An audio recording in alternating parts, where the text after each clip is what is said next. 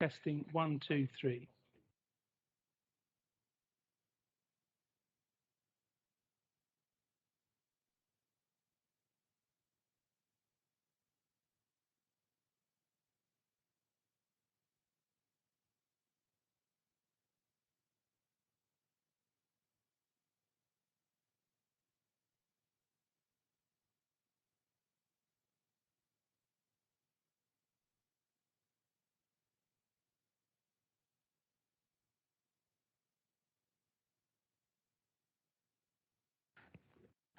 Good evening, everybody.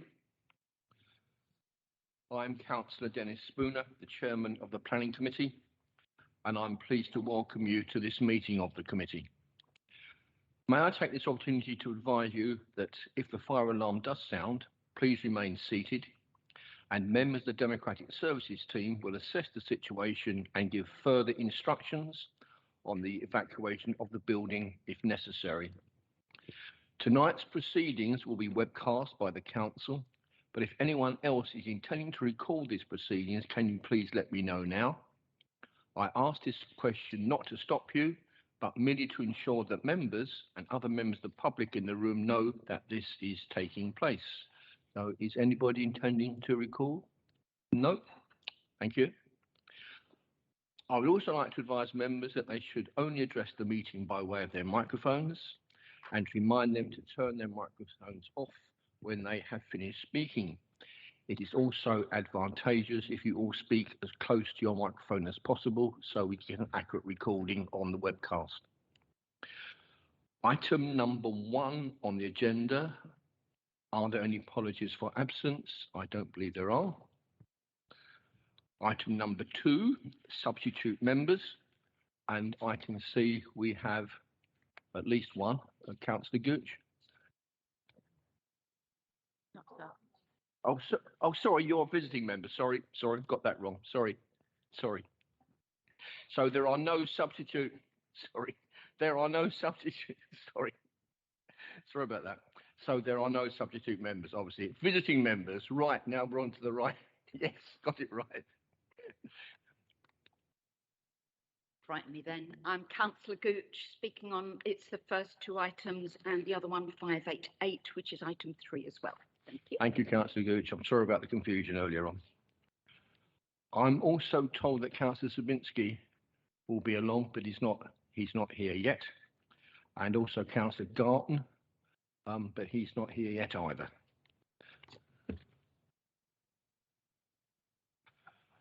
Item number 4 on the agenda, we have 4 items which are going to be withdrawn.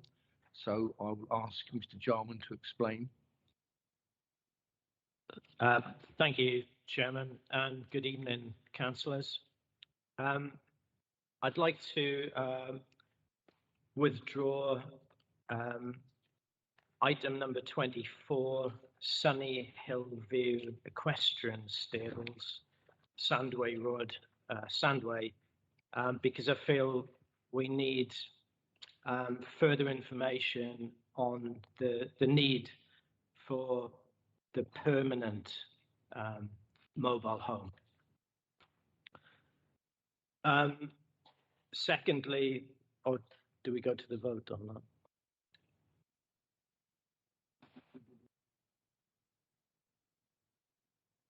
Thanks for clarification.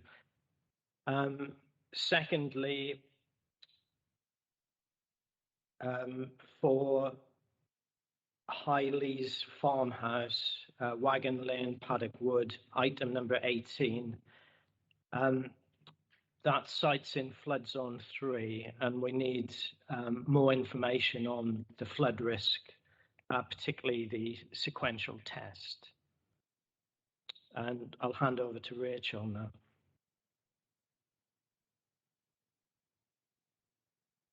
Thank you, Rob. The other 2 applications to be withdrawn are the listed building consent and full applications for Courtyard Studios. This has a long history, and given the circumstances of the case and the inability of one of the objectors to attend today, members are asked to withdraw it from this agenda and bring back next month.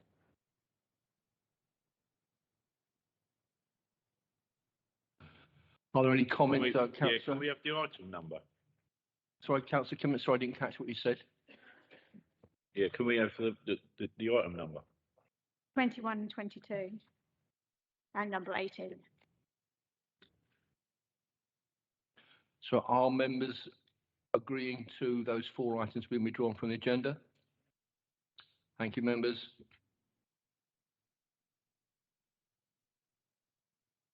Item 5, date of the adjourned meeting. That will take place next Thursday, on the 27th of July. There is a possibility that we may need it, depending on how quickly we can get through the agenda this evening. We will try and get through as much as we can, but we may not be able to do it all.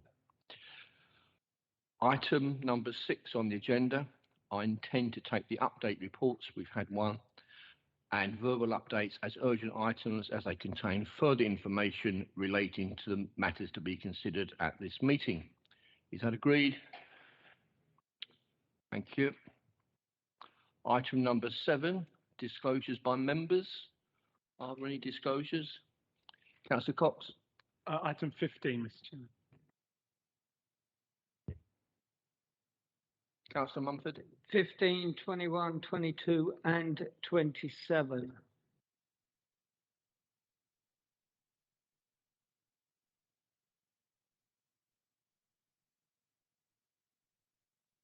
Sorry, you were talking about lobbying. Lobbying, okay.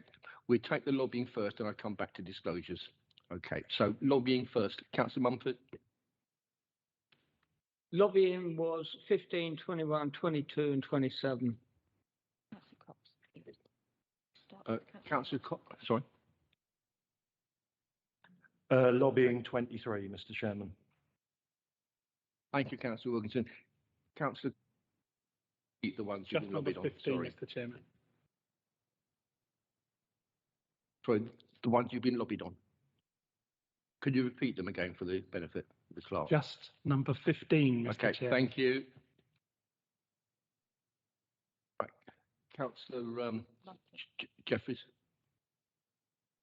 I've been lobbied on 17, 21, 22 and 24, but they've all been withdrawn. Thank you, Councillor Jeffrey. Councillor Mumford, can you please repeat the ones you've been lobbied on? I'm sorry about this. Yeah, I actually missed one. 15, 21, 22, 27 and 23. I've been busy. Councillor Wilkinson. Yep, just 23, Mr. Chairman. Thank you. And I believe you have to declare lobbying on items that have been withdrawn from the agenda. As a note, item 4, item 20, 27, and that's, oh yes, sorry, Brenchley Gardens as well, item 19. Yeah, as it's in my ward, I've been lobbied on that. thank you, Councillor English. Councillor Jeffrey, I'm sorry, can you just repeat the items you've been lobbied on? I'm sorry about this. The only one that wasn't withdrawn was item 17. Thank you, Councillor. Councillor Holborn. Thank you, Chairman. I've been lobbied on item 20, item 15, item 23 and item 19. Thank you. And Councillor Clements. Yeah, item 15, 19, 20, 23, 27. Councillor McKenna. Thank you, Chair. 15, 20 and 21 for me. Thank you. And Councillor Holmes. Thank you, Chairman. I've been lobbied on item 15, item 20, item 21 and item 23. And Councillor Reardon. I've got disclosure. Would you like to take it now or? No, lobbying. Okay. You haven't been lobbied. No. Okay. Councillor Perry. Item 14. Thank you, Councillor Perry and Councillor Russell. Thank you, Chairman. Items 15, 16 and 23. Thank you. And I've been lobbied on item 15.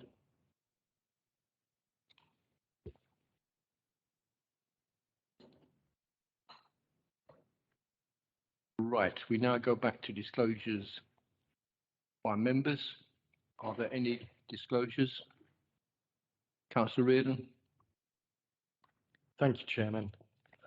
Item 5, I was a member of the Staples Planning Committee when this application was discussed, so I do not wish to speak on it or vote on it. Thank you, Councillor Reardon. That is duly noted. And Councillor Perry. Thank you, Chairman. Agenda item 14. I'm a member of Staplehurst Parish Council. I don't sit on the planning committee. I've taken no part in any of the discussions, and I shall reserve my right to discuss this and vote. Thank you. Thank you, Councillor Perry. Nobody else? Good. Disclosures by officers? None? Good. Thank you. Item number 9 on the agenda, to consider whether any item should be taken in private because the possible disclosure of exempt information. I move that the items on the agenda be taken in public as proposed. Is that agreed? Thank you, members. Item 10. I move that the minutes of the meeting held on the 22nd of June 2023 be approved as a correct record and signed. Is that agreed? Thank you, members. Item number 11. Presentation of petitions. There are none this evening.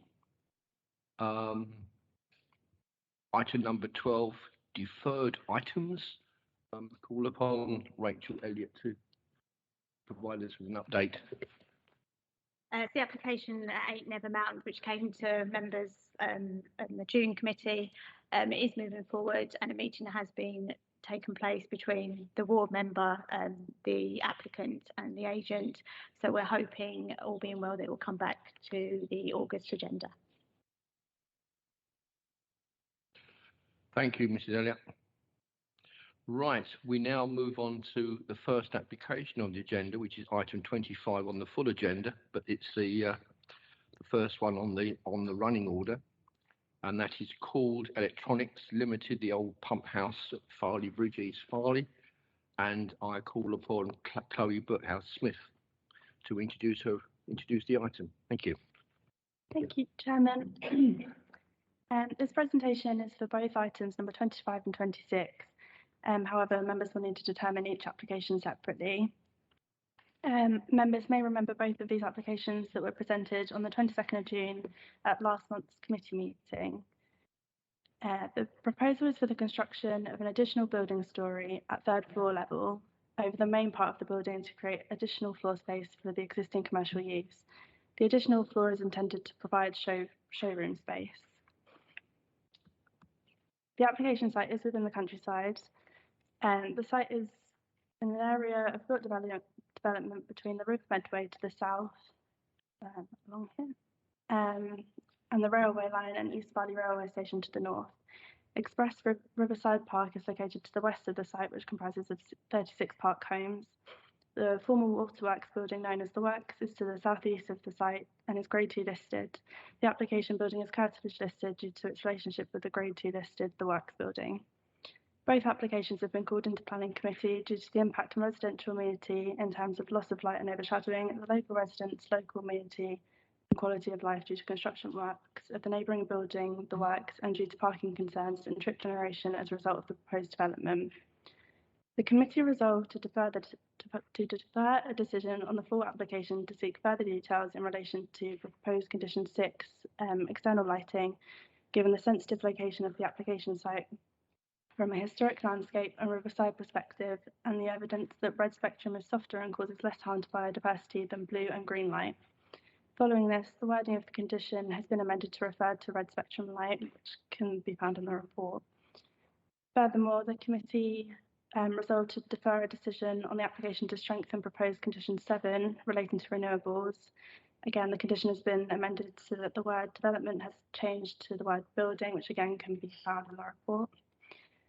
And the committee also resolved to defer a decision on the accompanying listed building consent to enable members to see the Conservation Officer's assessment of the impact of the proposed development on the significance and setting of the designated heritage assets, including the Farley Lane road bridge over the River Medway, and weigh any potential harm against the public benefits of the proposal. The Conservation Officer's comments can be found as an appendix to the report, and it's concluded that the proposed development would cause less substantial harm. However, in line with the MPPF, the harm is weighed against the public benefits of the proposal, and in this case, enabling the continued commercial occupation of the building and the employment is a public benefit, and therefore the public benefits outweigh the less than substantial harm identified. The proposed development is therefore considered to be in accordance with local and national planning policies, and we therefore recommend approval. Thank you. Thank you very much. We have one visiting member who wishes to speak on this application. Councillor Gooch, would you like to come forward? You have your 3 minutes from when you turn on your microphone. Thank you, Chairman. I hope I can speak more clearly and more slowly than our officer. I'm afraid I didn't hear a word, but fortunately I have read the papers. I appreciate the officer's report, having said that, because it's clearly been looked into a lot more closely than before, in my view. The serious concerns that I have and that my local residents have not been reduced at all. We are still, they're still going to be overshadowed. We're still going to have parking problems. But having read the papers, I know that your hands are tied. We've got the law of the land and it's all within limits. Where have I heard that from? On Gallagher's Quarry. So I know that if something's within the limits, we can try as hard as we can to speak against it, but we ain't going to get anywhere. But I would thank officers for having looked at it. And at least I can say to you, members, that I know my residents won't be happy. I know about this, but we are where we are. And at least members have taken this decision. It was taken here rather than on the shoulders of an officer. And at least we can feel that it's been properly discussed. Thank you, Chairman. Thank you, Councillor Gooch. One within your 3 minutes. I'll open it to the floor now. Councillor English, you had your hand up first. Yes, I'm sure that officers do in fact make proper decisions on planning applications when they're delegated. However, I'm sure Councillor Gooch didn't mean it in quite that way, but just for the record. When this was deferred previously, there were a couple of conditions that members wished to see strengthened.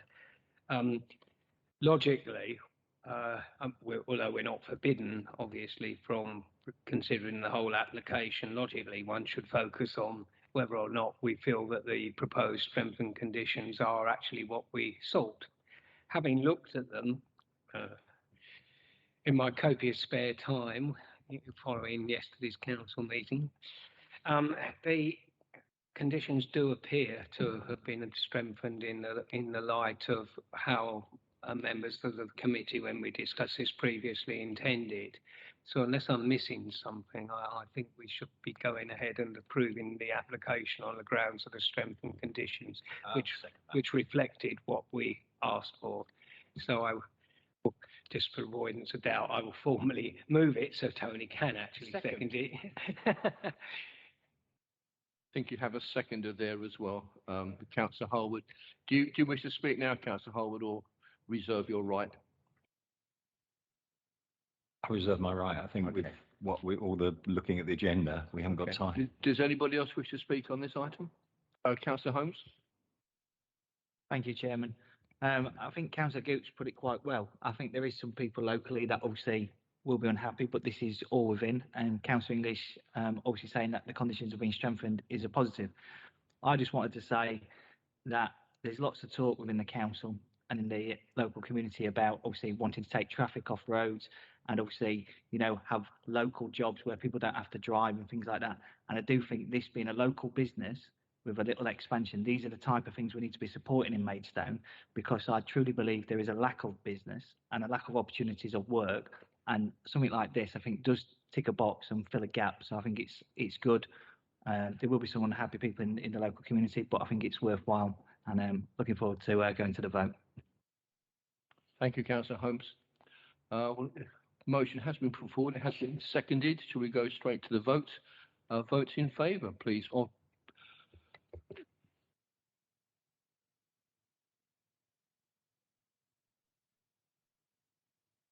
That is unanimous, members. Thank you very much.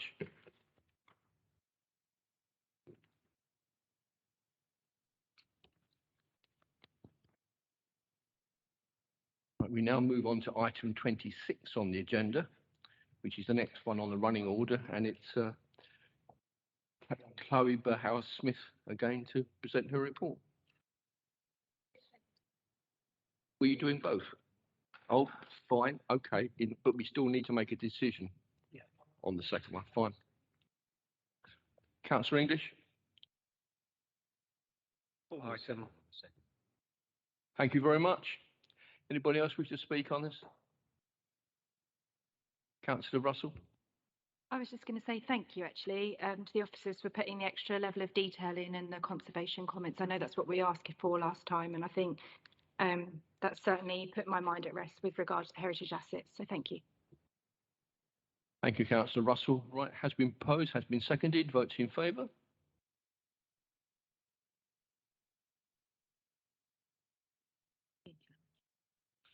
Thank you, member.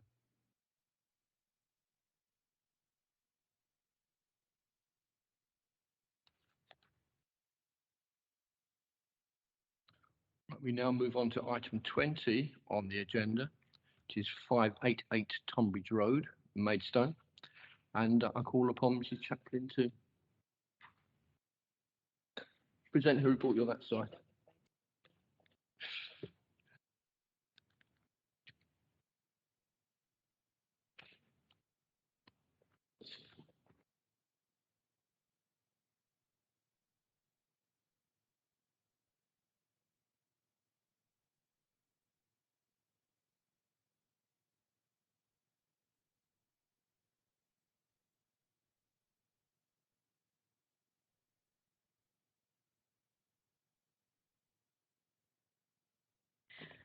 Right. Good evening, members. Good evening, Chairman.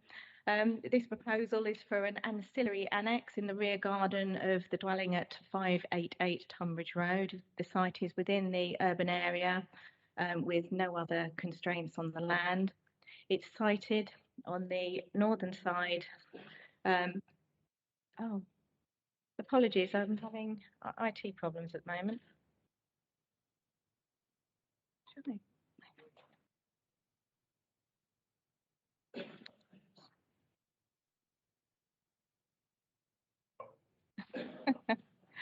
Right.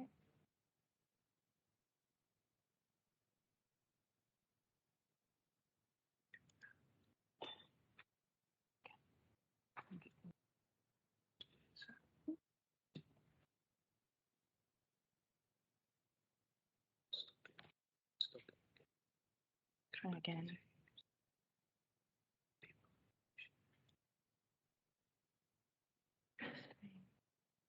Yeah. Ah. Right, apologies. The property is sited on the northern side of Tunbridge Road. The rear boundaries of the gardens for Abingdon Road are found to the north of the property. There is an urgent update on this proposal. A petition was submitted. It wasn't formally presented at committee tonight. It has been dealt with as an urgent update. You will see that the neighbours to this property to the east and the west, number 586 and 590, are located, the rear of these dwellings are located approximately 30 metres away from the proposed annex. Numbers 75 and 77 Abingdon Road, which are located further to the north. These properties will be sited approximately 20 metres away from the proposed annex. It is a single-storey building with a low height of 2.6 metres. It's worth noting that this is only 0.1 metres above the permitted development height for outbuildings. Obviously, annexes do need a planning consent because of their actual use. The overall footprint will be 7.1 metres by 6.3 metres. It will contain just one bedroom with an ensuite and a combined kitchen, lounge and diner. 1 metre is to be provided all around the side boundaries of the annex. to allow space for landscaping to all sides. You'll note from the pictures that there is a slight slope up to the north towards the rear end of the garden, but this isn't a significant slope. The top of the site is on the same level as the gardens to the north on Abingdon Road, so there's no harmful overlooking from that direction, and furthermore no windows proposed in that direction. You'll note from the next picture that you can see just about the first floor of the properties on Abingdon Road. They're only just visible above the fence line. The garden has been cleared and fencing borders to all the boundaries of the site. The clearance works are just part of a normal householder garden clearance. They've not contravened any planning laws. The lawn gardens do ensure satisfactory sighting to all the boundaries. As you see from the photos, that there is good spacing to all the dwellings from this proposal. Such outbuildings aren't an unexpected structure in residential gardens. Overall, it's considered to be a subservient structure and to be supported by policies DM1, DM9 and the residential extension guidelines, especially with its low height and the siting at the rear end of the garden. Overall, we recommend approval subject to our standard conditions, but including biodiversity, renewables and also our standard annex condition to ensure that the outbuilding cannot be occupied independently. Thank you. Thank you, Mrs. Chaplin. We have two speakers. We have Mr. Altieri, an objector, and we have Councillor Mrs. Gooch. So can I ask Mr. Altieri to come forward first? If you sit at the desk and if you press the middle button, your microphone will turn red and you'll have 3 minutes. And I will stop you after 3 minutes to be fair to everybody else.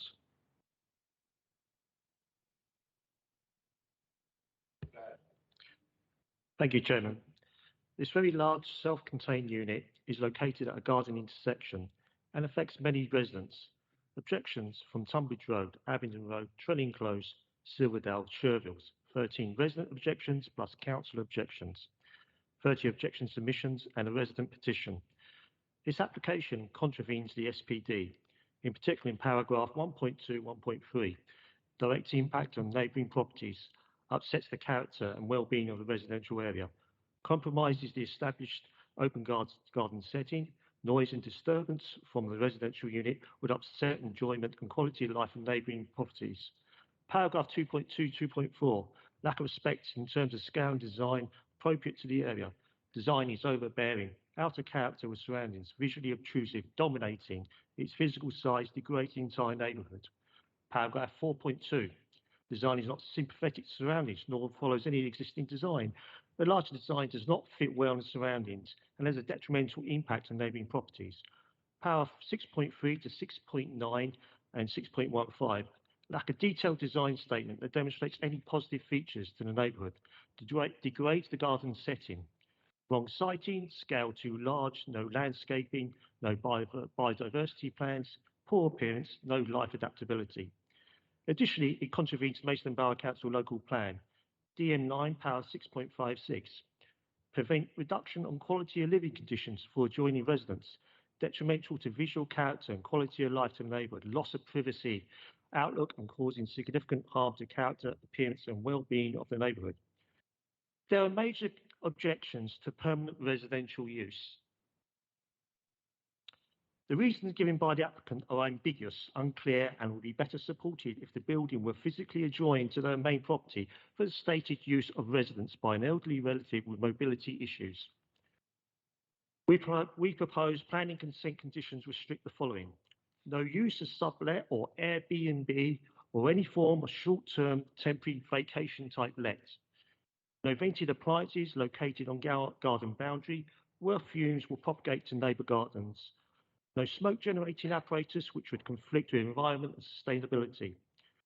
We also propose NBC Planning Department implement Article 4 directive to restrict permitted development rights of large self-contained garden buildings and prevent use as vacation Airbnb lets. The local residents do not believe the plan is in the best long-term interests for a family-based neighbourhood. This plan, if approved, sets a dangerous precedent that will ruin the garden setting and promote proliferation of further undesirable developments. We, the residents, respectfully ask members of the Planning Committee for their support to consider our views and please reject this plan. Thank you, Chairman. Thank you, Mr. Altieri. Nicely timed for your 3 minutes. Thank you.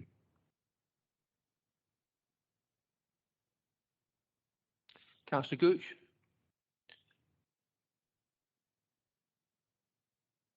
Thank you, Chairman. Good evening, members again. I'm here to fully support the objections of our local residents. And I appreciate this is a difficult one because it's at the back. Normally, this kind of application would come to committee if it's spoiling the street scene. But this time, we're talking about people's rear gardens and the enjoyment of their homes, their local amenity. And I think this hinges on whether or not the extent of the harm, how far is it acceptable or not acceptable? And I would urge that you consider that it is actually unacceptable harm, and we could refuse this on grounds DM1 just for starters. But I would urge you to take that into consideration. And I'm aware that you've got a very busy evening. I won't say any more than that, other than to formally support very strongly residents' views. Thank you, Chairman. Thank you, Councillor Gooch. Right, we have 2 local members. Have you agreed who's going to go first? Right, Councillor Holmes. Thank you, Chairman. As basically put by obviously the gentleman here this evening and Councillor Gooch, there is a lot of sort of opposition to this development. It is, as they say, for an elderly resident, so this needs to be took into account. But is it overbearing and intrusive? That is a question we need to obviously, I think, weigh up. That's the main sort of thing, because it is a large structure. It is at the bottom of the garden. I'm still open-minded on it, and I'm interested to hear the debate because there is a benefit to it, and I can see the rationale, and it does in some areas comply, I would say, clearly to planning. But then there is other areas which has been put out there, not comply potentially. So I'm going to leave it at that and listen to what other members have got to say on this one. Thank you, Councillor Holmes. Councillor Kimmins. Yeah, basically, I'm going to do the same as Peter, but I will make a couple of comments. One, the structure will be nearer to Abingdon Road than it will to its actual own property. So there's 2 properties in Abingdon Road it's going to be nearer to than the original property. Well, if it's an annex, surely it should be a very, very short walk from the main property to the annex. You know, I can't get my head around that one. And the picture that we saw about biodiversity net gain, well, if you look at the picture, what you showed us, can you bring that picture up for us where work has already started? But it looks to me like whatever was living there is dead now. So they'd have to go a long way to you know, create a biodiversity net gain. They'd have to reinstall the slow worms and the hedgehogs. And I know they live there because we have them in our garden. And I'm only just round the corner, so I know there is slow worms, there is lizards, there is hedgehogs. So, but I would love to hear what other members have got to say. Thank you.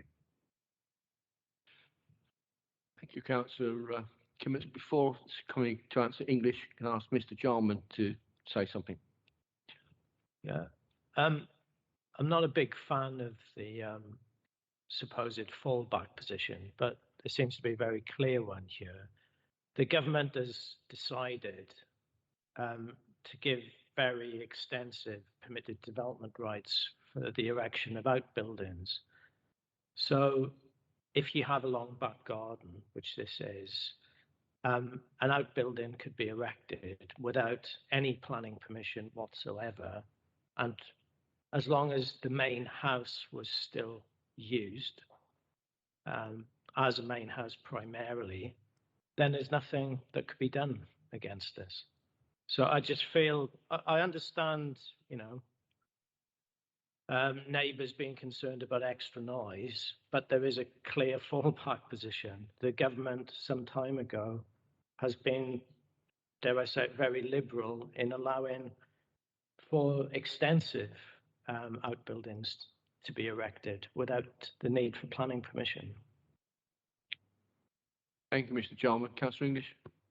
Oh, to be honest, it didn't take recent government changes to lead to that position, because unless there's been substantial extensions or outbuildings to the original property, it's been the case for quite some time that 30% or so of the back garden could be permitted development. So I don't think it's anywhere near that percentage, but I could be wrong. I am surprised it's not nearer the property, and which would have been more convenient and certainly would, I think, have alleviated a lot of the residents' concerns. But technically, there is no requirement for an outbuilding under permitted development or planning application to actually be connected to the building. So, although one would really wish it to be, I don't actually think that we would get very far with an objection on that ground. Might be that there is some point to saying that we should, look at whether there's any case for, looking at making sure the rest of the garden isn't cluttered up with further ancillary equipment in the way that the objector said, because that could easily happen. And that leads to certainly a very unattractive situation. So I think there might be a case for looking at a possible condition in relation to that. But my main concern is that there was quite a lot of wildlife on this site, and although it's not a planning issue, there are other regulations that do appear to have been breached here. And really, it's not great to see someone come along, eliminate all the wildlife on a site, and then turn around and try and replace it afterwards. The hedgehogs don't care about it now because they're all dead, for example, which is rather unfortunate. However, that's not technically a material planning consideration. I do think it's very unfortunate, though. So could I have some advice from the officer on what anti-cluttering conditions, for example, we might be able to impose? Mrs. Chapman? You can put conditions on to remove Class C rights for the erection of further outbuildings. However, I would urge members to consider whether that's a reasonable condition, because in the actual terms of the physical impact, it's still an outbuilding that's almost within the PD requirements. Are we being more onerous than we would on other properties if it was the erection of a summer house? But you can remove Class E outbuildings. I would have to say that I think we should, if there's any further work on here, there should be a planning application, because if only to take account of the biodiversity issues, because we've already had a problem on the site with it. And I think we have imposed a landscaping condition, the landscaping implementation condition, and a biodiversity condition. So we have sought to improve the site from its current blank slate. Yes, so they are already there. I know it's belt and braces, but I do think, if given what's happened with this site, that I'd like Mr. Jarman's opinion as to whether we could do it. Councillor Holbert?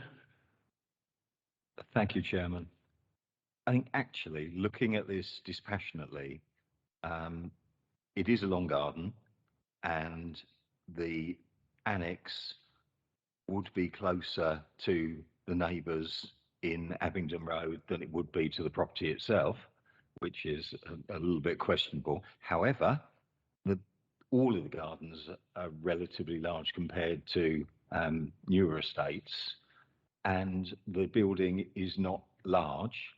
As has been pointed out by Mr. Jarman and other speakers, there is permitted development which would allow a scheme to go ahead of some sort, and actually through the fact that the applicant has to submit a planning application, there is a higher bar, and therefore we have things like the energy efficiency and renewable energy a condition attached. We have the biodiversity gain condition set, and though the garden is a bit of a blank canvas now, however, there is a condition, and as long as it's enforced and we ensure that it's delivered, we can make the best of this situation. I think if we were to seek to refuse it, I think we would lose, and we would potentially have those additional conditions stripped out.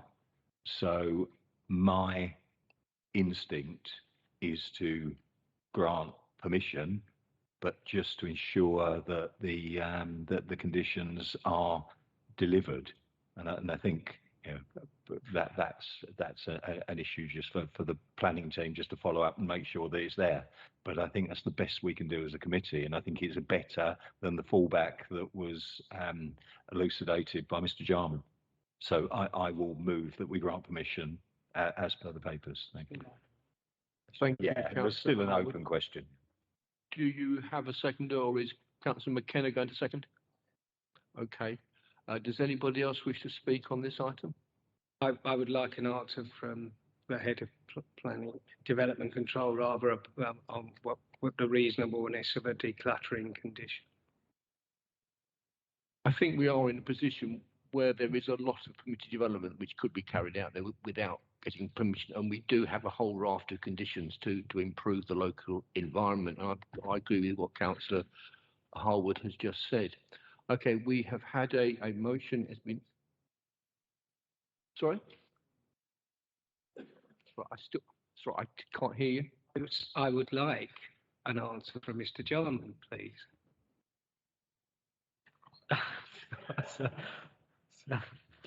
Okay, right. We have a motion. It has been seconded. Votes.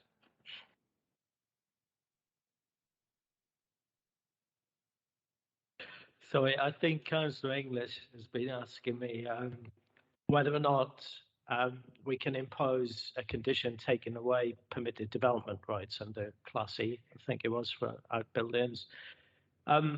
Obviously, I agree with my colleague Diane. I do think it's unreasonable, but there could be a reason that, to agree with you, Councillor English, that the use of the site's intensified because there's an annex there. So although on balance, I wouldn't recommend it, but we can impose that condition if that's not too convoluted. That's what I thought, but thank you very much. So are you happy to amend your proposal to grant permission together with Aiken? I still think we should try it. Okay. We can go along with that. Yeah, we'll go along with that. Okay, good. Right. Are you happy to take that on board, Councillor Harwood? I mean, it's difficult because I don't want to throw the baby out with the bathwater. That if there is challenge over an additional policy which could be seen as unreasonable. However, I think yes, the only way I could support it is if the officers were able to go away and perhaps come up with a narrative that sits under the condition, which actually explains why, in this balanced case, we decided that there would be an over-intensification if further permitted development, if you like, bridge the gap between the back of the garden and the annex and the house. So I think without an explanatory narrative, I think it might jeopardise the rest of the application. I think it's a fair point, and obviously, like you're implying, we'd rely on the intensification of use rather than the built coverage. You happy with that? So Chairman, I would seek to add an additional condition, taking away PD rights with an explanatory narrative, and give delegated powers to the officers to draft it appropriately with a focus upon the intensification. Thank you, Councillor Harwood. Are members all clear about that? Good. Can I please have votes in favour?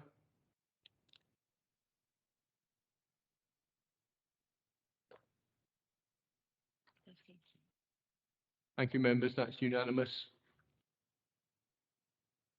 Thank you for that.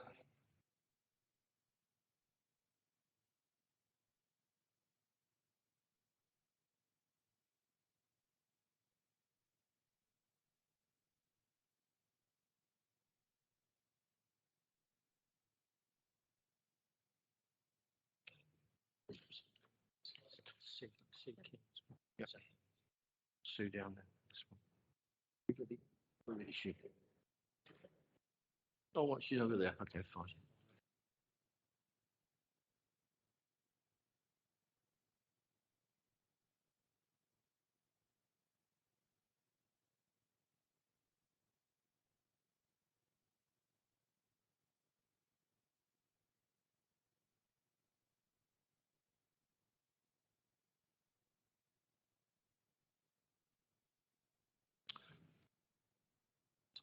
Right. Is she ready?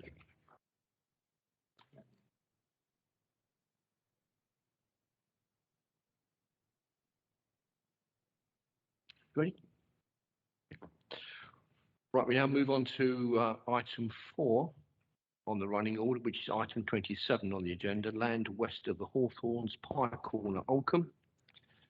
And I call upon Mrs. King to present her report. Thank you. Okay, good evening, councillors.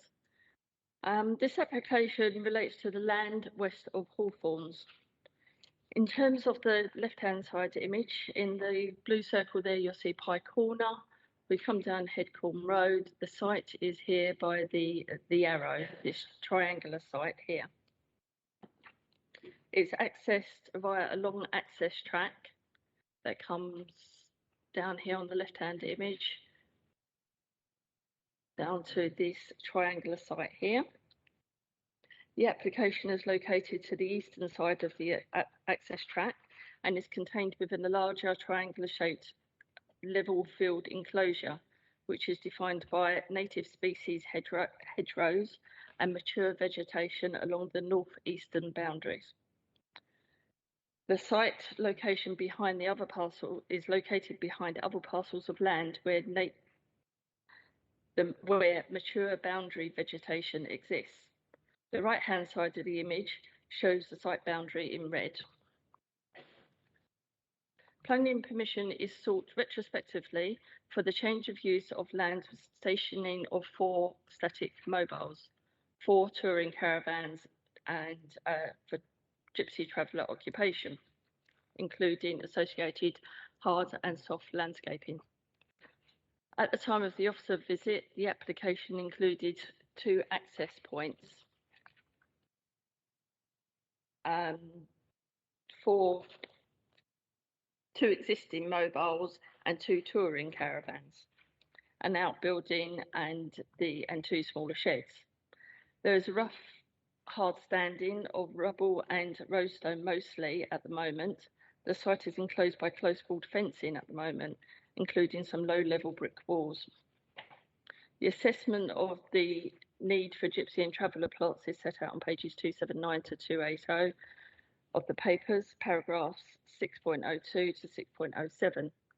Specifically note paragraph 6.06 as it is reference to the recent appeal decision at the Meadows, where the inspector found that the evidence points to an existing shortfall of sites and a shortfall in the supply of 5 years' worth of deliverable sites.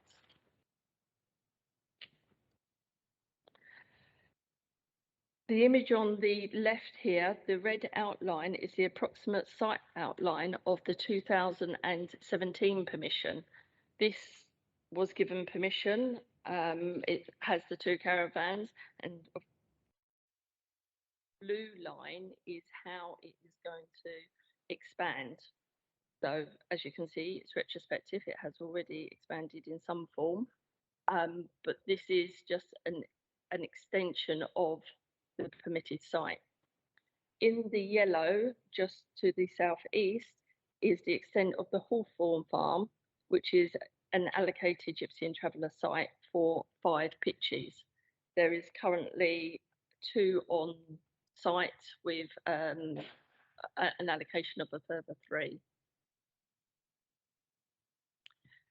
We have the pre-existing block plan here of what was approved and how it is. I think one of these caravans is in a slightly different location going across, but how it's extending into this to the northwest and southwest. And on the right, we have the proposed block plan with some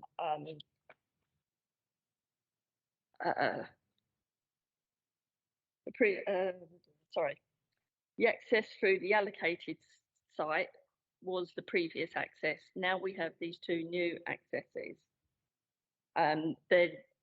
They're new to the application that was there before, but they have been there in place since the actual site was first formed. Landscaping proposals indicate a slightly smaller parking and area, grasslands and meadow planting and some biodiversity areas, including 17 native fruit trees and post and rail fencing instead of the existing closed board fencing which goes along this access road. Some pictures from within the site, one of the existing caravans and the day room shed there, and the existing site that has permission is just beyond, and Hawthorn's actual allocated site is beyond that. That's looking to the north and the northwest, where one of the entrances comes in at the moment, and you can see the close board fencing. And this area here is what is aimed to be more meadow grass and trees planted with the with post and rail fencing, rather than this close board fencing along the side here and around the edges.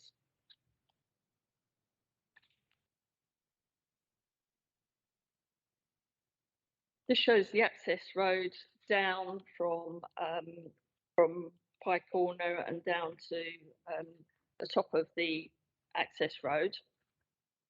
And where this close board fencing is, that's what will be replaced with post and rail fencing with the grassed areas. It will open up the site, but that's what our desired effect is to have a more softer approach along and a more rural look along that area. When the case officer was doing his analysis, he went up to the Mansion Farm on Knoll Hill just to take some long views. Over here, this was taken from Mansion Farm, you have Pye Corner, and then over to the left where the yellow arrow is the actual application site. These, I'm sure you can't see it on that picture up there, but there are two conifer trees here, which is at the top of the access road. And as you go down, you can see that there are no views of the actual caravan site that's there at the moment, with the additional Hawthorn farm that's actually there. This site is sufficiently screened with mature hedgerows to the abounding properties, so the site is not visible from those areas either. Standard layout for one of the mobiles, and that's for the second mobile, and a fairly basic outbuilding, which I believe is the one that's already there, and there's no plans to actually change that.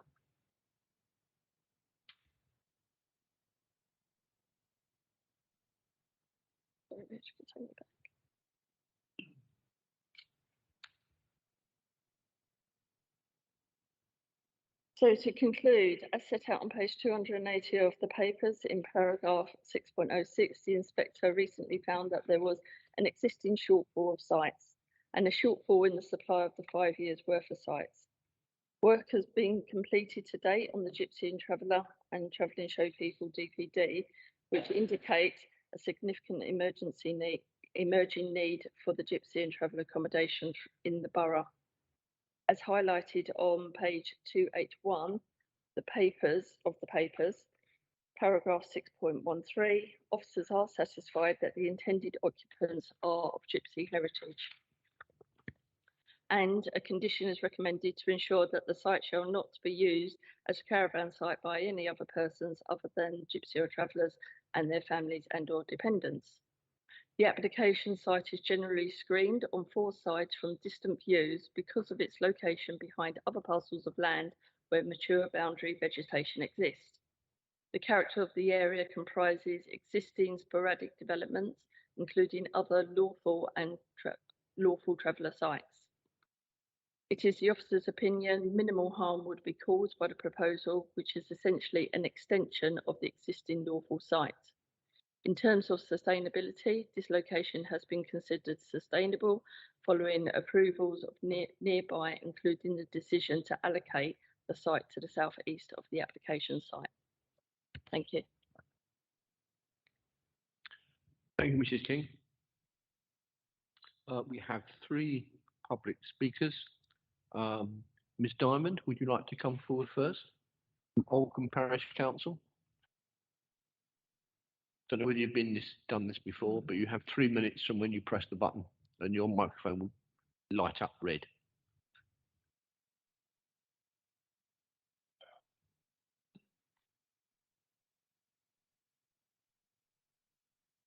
Thank you.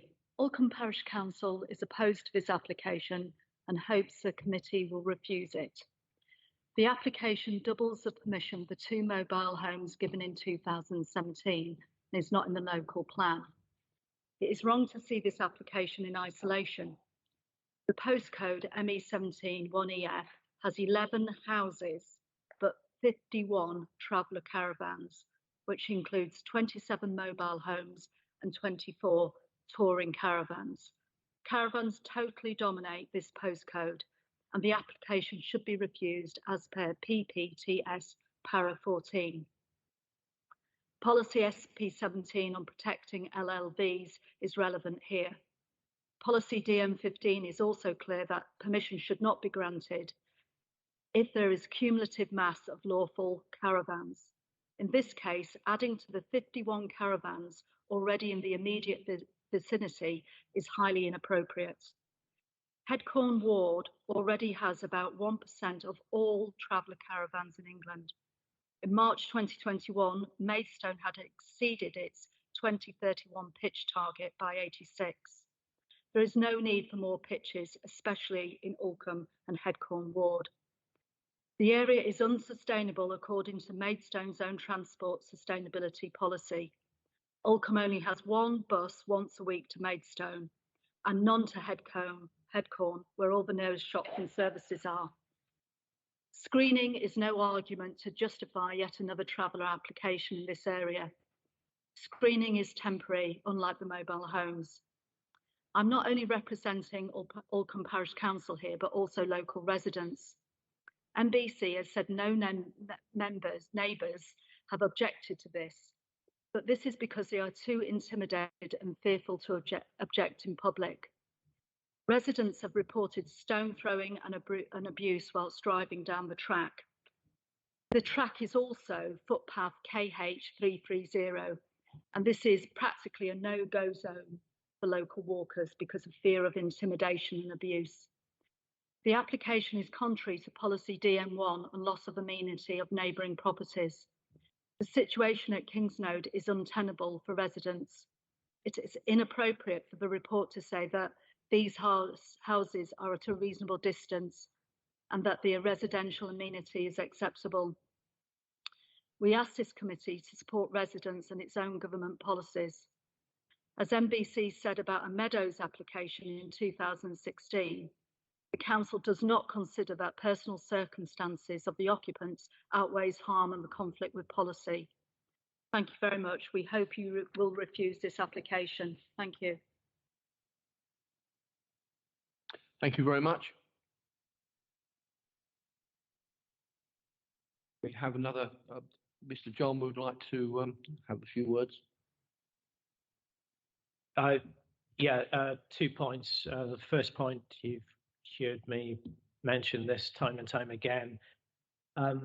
Our needs assessment for gypsies and travellers and travelling show persons was published in January 2012. So obviously the work was done in 2011 at best. I make that 12 years out of date. That's obviously a big problem for us if we kind of refuse applications on lack of need.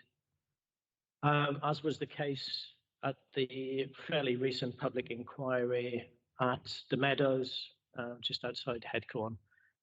And then secondly, we would have to argue the case that these proposed caravans would harm the character and appearance of the countryside. So obviously it's set back from the road, it's right next to an allocated site. There are caravans in the area and other buildings. I don't think we could put forward a robust case to refuse this on harm to the character and appearance of the countryside. Thanks. Is the applicant not here, Mr. Chairman?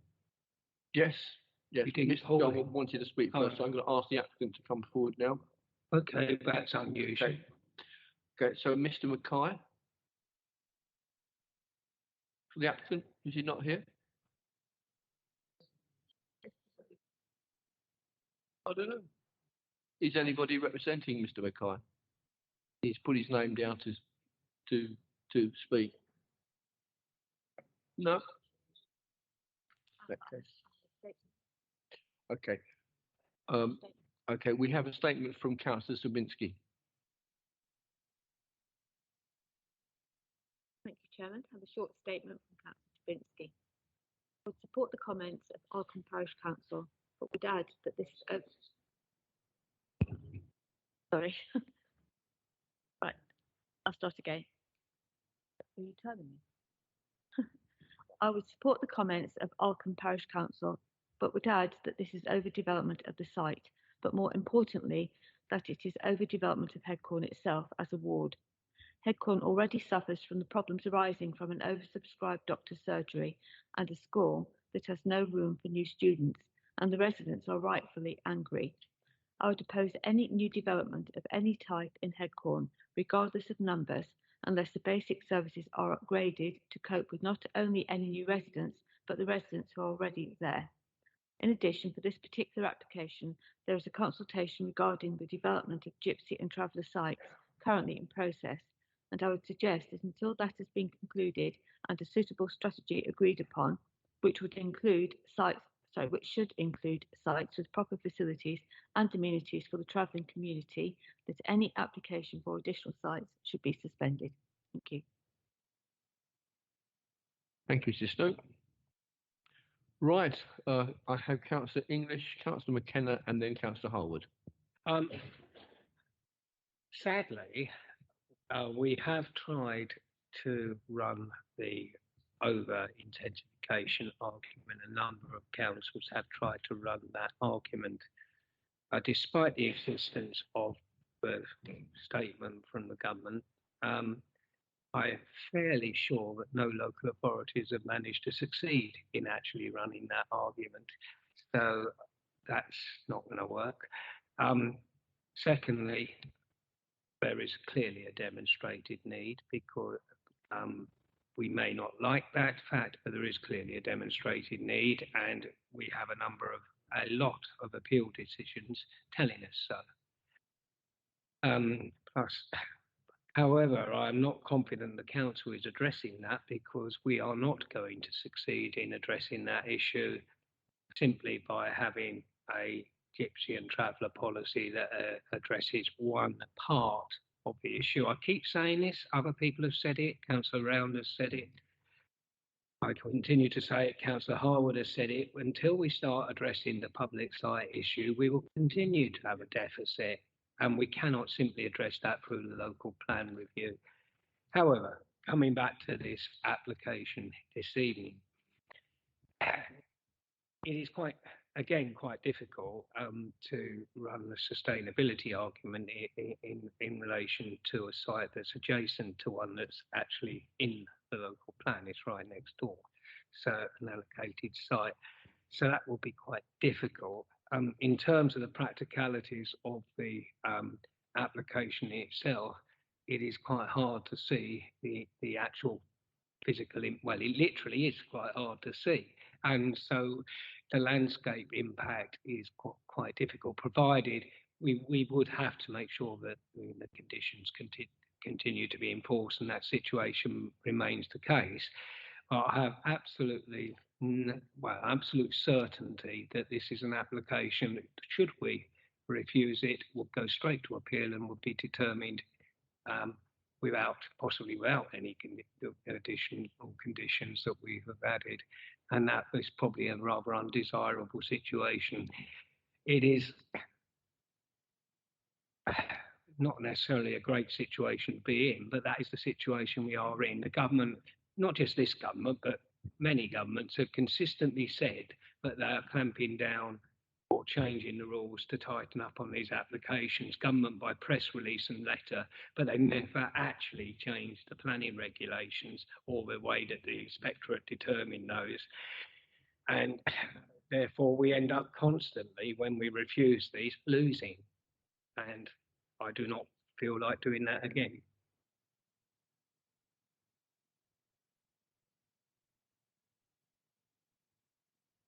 Thank you, Councillor English. Councillor McKenna, and Councillor Harwood, and then Cox and Perry. Thank you, Chair. Whilst I can't put it as well as Councillor English at all, we are where we are with the current situation. We haven't got the new DPD. I agree with what Rob Jarman was saying. You know, we're not going to get it turned down. I don't think we're here to say where, you know, these people should and shouldn't go. I don't think that's fair. They choose to go where they choose to go. Yeah, I move for approval as per the papers, please. Thank you, Councillor McKenna. Is that seconded by anybody? Councillor English. Does anybody else wish to? Councillor Harwood, do you wish to speak before we go to the vote? And Cox and Perry. Yeah. Thank you, Chairman. I mean, this is an area I know very well because about this time of year I have to moonlight as a farm labourer and get the hay in. So I know it kind of implicitly, this area, and I think the case officer point around the fact that it is very well hidden is undoubtedly true. I mean, from Windmill Hill, from Knoll Hill, you just cannot see into it because of the lie of the land. However, the difference with this plot is that the public right-of-way runs alongside it. And that's why I thought the presentation was really good, because some of the sites in Pye Corner, the Gypsy and Traveller sites, are really quite good, particularly the ones that are next to the main road. They've got big hedges, they're quite green, they're not covered in hard standing. This site has got the close boarded fence, has been pointed out, which does detract in local views and is a very urbanising impact. And also, I mean, there's a lot of debate around at the moment around digging up 50 hectares of oaken wood to get crushed stone out of it. Off of this site, they probably wouldn't need to dig up oaken wood. They can take it out of this site, because I think that is the other issue, how we actually enforce the landscaping scheme that is proposed, because basically it's crushed hardcore across what was an entire field now, and it's going to be an engineering project in its own right to deliver that. So I think we are going to have to work very closely with the applicants and with their agents and work out an actual delivery plan for this planning application, because otherwise, if nothing happens and we're in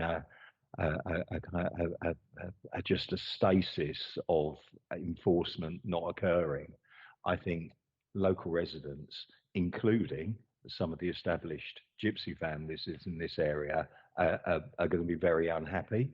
So I'm very happy with the permission being granted and with the set of conditions. What I'm less happy with is that we can actually deliver on removing the close boarded fence, that we can actually deliver in getting a hedge back in, that we can actually deliver on removing tons and tons of hardcore and get it back to something approaching countryside. So I don't know if Mr. Jarman or the case officer has any views on can we put some sort of a delivery plan in place? Thank you. Thank you, Councillor Holwood. Mrs. King, do you want to come back on that? Yes, that's fine. The case officer that's actually dealt with this planning application is one of our enforcement officers, one of our senior officers, who has been working quite hard with the agent, and it's a site where we've never been able to make much contact with them.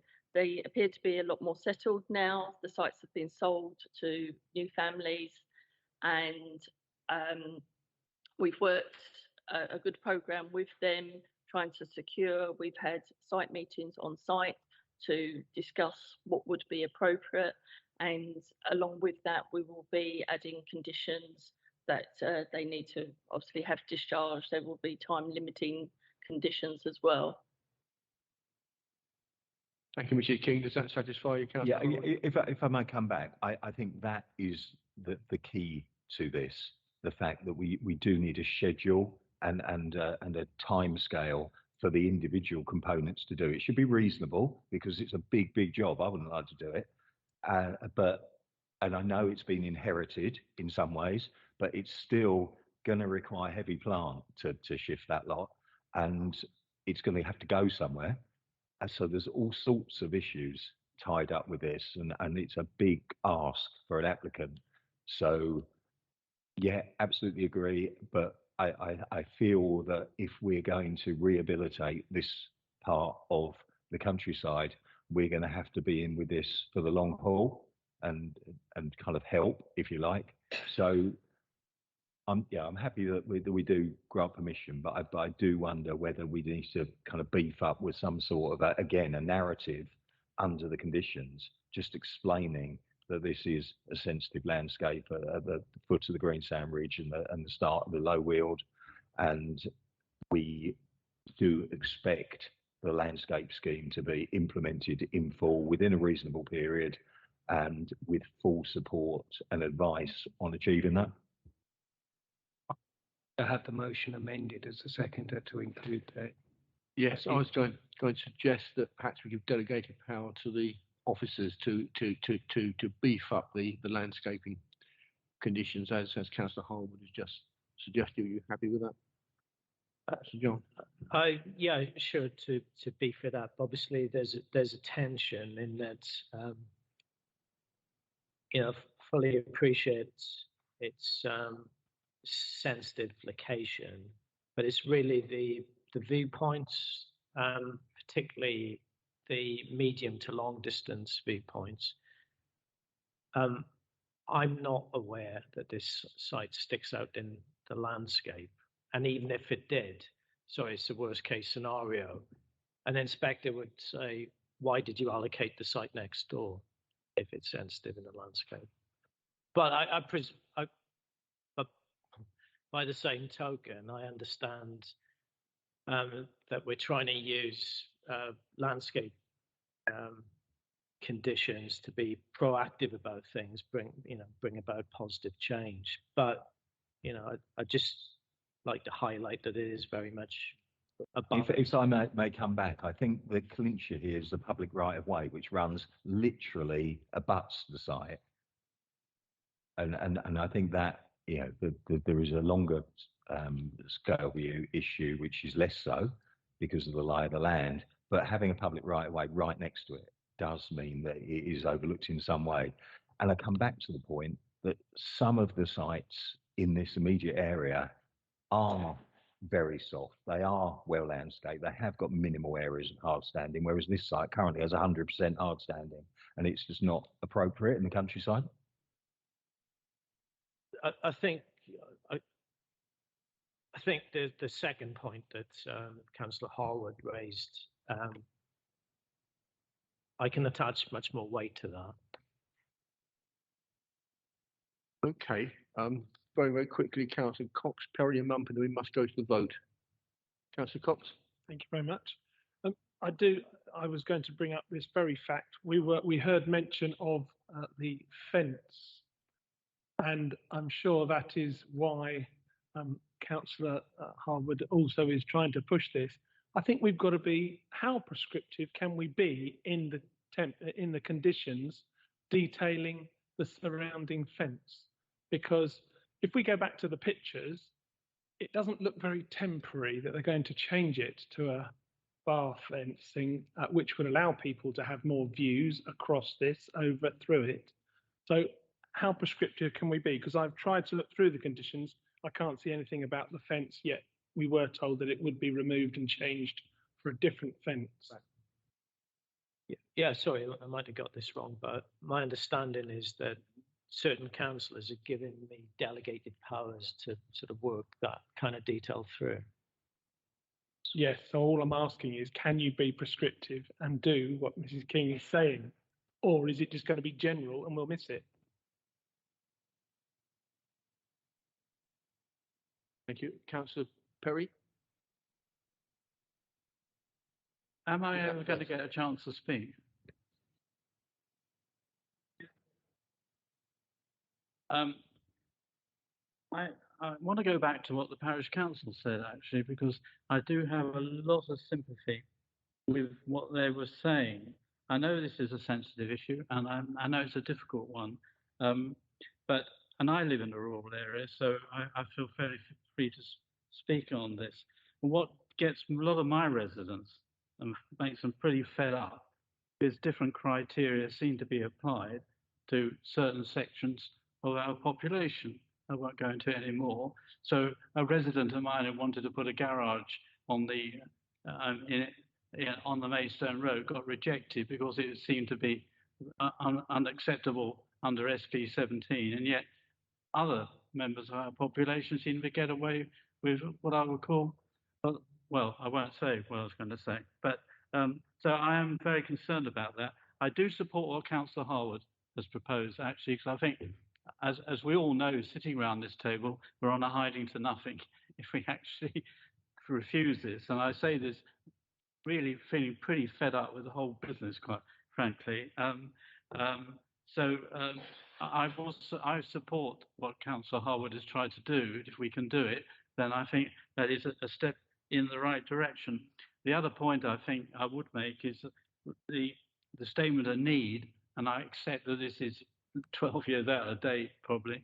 And I think Councillor English mentioned it, that I think we're never going to resolve this until we sort out the supply side, and that means looking at a public site, some sort of additional site, which may be something we need to think about for the future. But so all I wanted to say is that I do really understand what the parish council's position is. A lot of my residents are fed up because they think this whole issue is unfair, and I've made that as a public statement.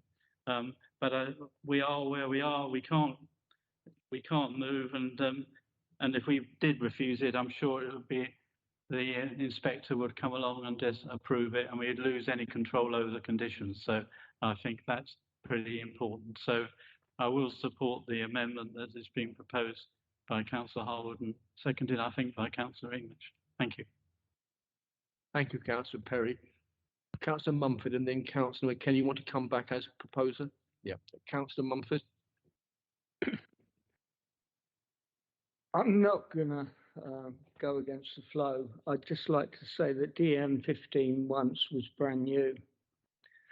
And within DM15, there's lots of constraints. And I hear what Councillor English has said. We have got adjoining ones. We have established that this location is sustainable, etc., etc. Within the DM15, you could look at the rural character of the area, not just the landscape, the character of the area, which I think is where the parish council was going. And if you look at 27 plus 4, 51 caravans and 15 settled community, the character of that area has changed.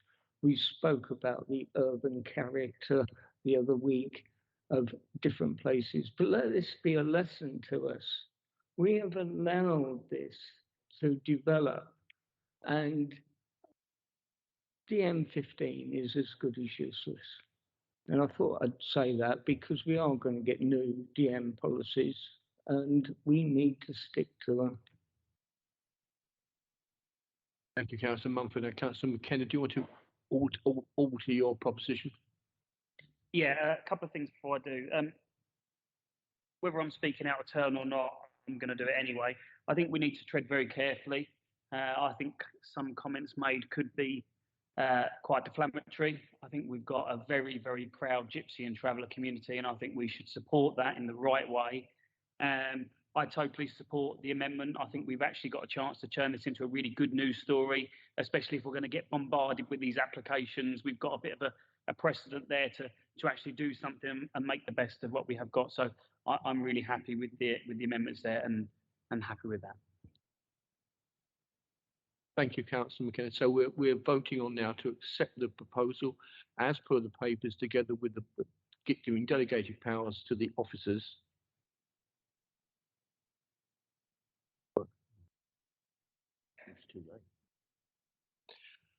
Together with the giving delegated powers to the officers to beef up the landscaping and tree planting scheme to go with it. Okay, votes in favour?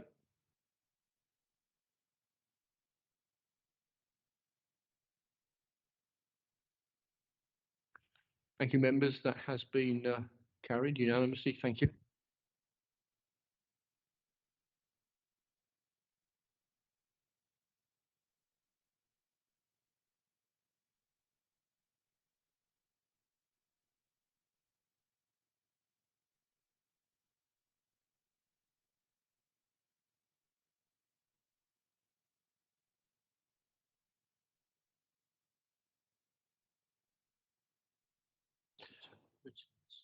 Yeah, Richard. Yeah, I've got him down. Right, we now move on to item 5 on the running order, item 14 on the agenda, Brackle Farm, 5 Oak Green. Mr. Timms, the floor is yours. Thank you, Chair. Good evening, members. So this application seeks retrospective permission for a change of use of a former farm building to a florist's with new timber cladding, windows and doors. The external changes to the building are relatively minor. They're considered to be sympathetic to the character of the building, and they're shown on page 21 of the agenda. There exists and will be a sales area to the front of the building and parking for 4 cars to the front as well. As set out in the report, the local plan does not have policies that allow for retail uses in the countryside. It's only really for things such as farm shops. So because of that, the proposals are a departure from the local plan. However, there are a number of reasons why officers consider there are material considerations that warrant an approval. These are that the building is small in size with a floor space of 40 square metres, so it wouldn't attract a significant number of visitors. Secondly, the use of the building would provide economic benefits and bring a vacant rural building back into business use, and that's specifically supported by the MPPF. And then lastly, had the change of use not taken place already, it wouldn't actually require planning permission.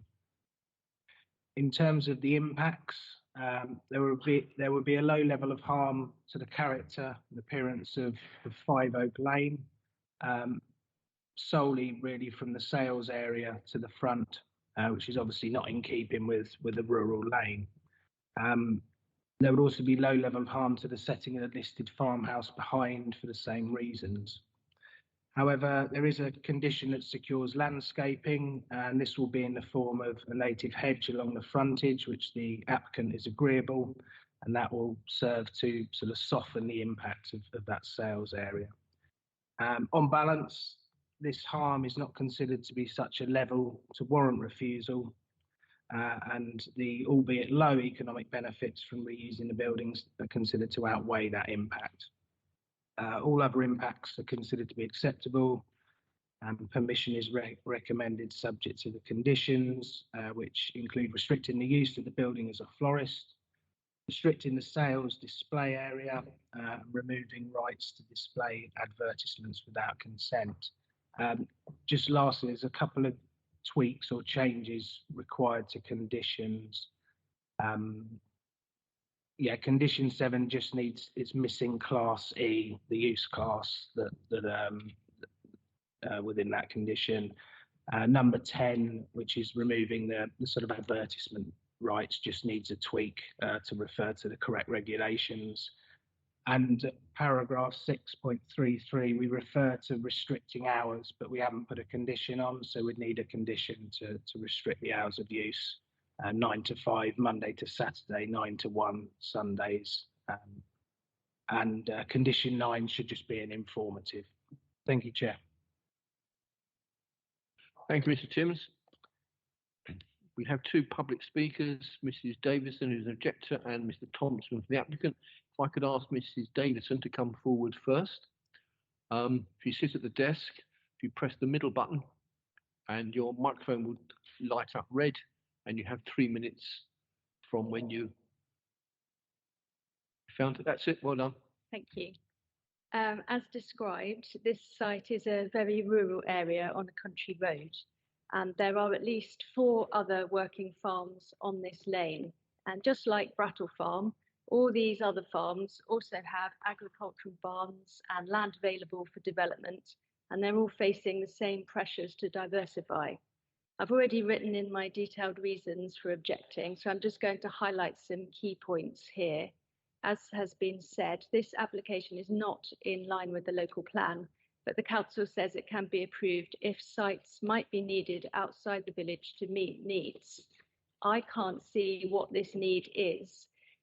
For example, there's an old wine shop standing empty on the parade in the village centre, and it's now starting to fall into disrepair. Allowing new shops to be built outside the village in the countryside is going to accelerate the decline of our village centre. It means more car travel, it's taking away customers from other businesses in the village, and neither Brattle Farm nor the florist has submitted any business plans showing why this shop is needed here in this countryside location, not in the empty shop in the parade. Five Oak Lane doesn't have the infrastructure or services that the village centre enjoys. There aren't any street lights, there's no pavements, no mains drains, no bins, no caretakers to pick up the litter. Brattle Farm already has approval to convert their other barns to commercial use, and allowing this extra shop adds to the cumulative impact of the commercial development, but without any of the village resources to help keep a shopping area safe, clean and tidy. Other farms on the lane could follow this precedent, and that would compound the negative commercialisation impact across the area. That said, I do understand the need to support the rural economy. If you are minded to approve, I would ask for 3 clarifications on the conditions, and some of these echo the comments just made by the officer, but they weren't in the papers. Yes, I agree, the condition to provide a landscape plan, please could that specify that a native hedge be planted along the front boundary for natural screening and to help stop all the plastic plant pots, the labels, the rubbish that's blowing out of that display area across into the wider environment. Secondly, yes, I picked up that paragraph 6.33 in the report recommends limited opening hours, but I see the officer is proposing to extend these now to have the shop open on Sunday. It's not currently open on Sundays now. I don't think it should be open on a Sunday because the report highlights there is some harm caused to neighbouring amenities and neighbour amenities. So could we restrict the opening hours to the ones set out in the report, please? And thirdly, yes, the condition regarding signs. Would the committee confirm that getting the approval for a retail premises does not lay the groundwork for more easily getting approval for a large advertising or shop sign that would harm the rural character of the area? This application did include in the plans a 4-metre pink sign And the flower shop has also expressed a desire to erect even larger signs because they say the Can I shop is in the stop you there, countryside. please? I'm sorry, you've had your 3 minutes. Thank you very, very much.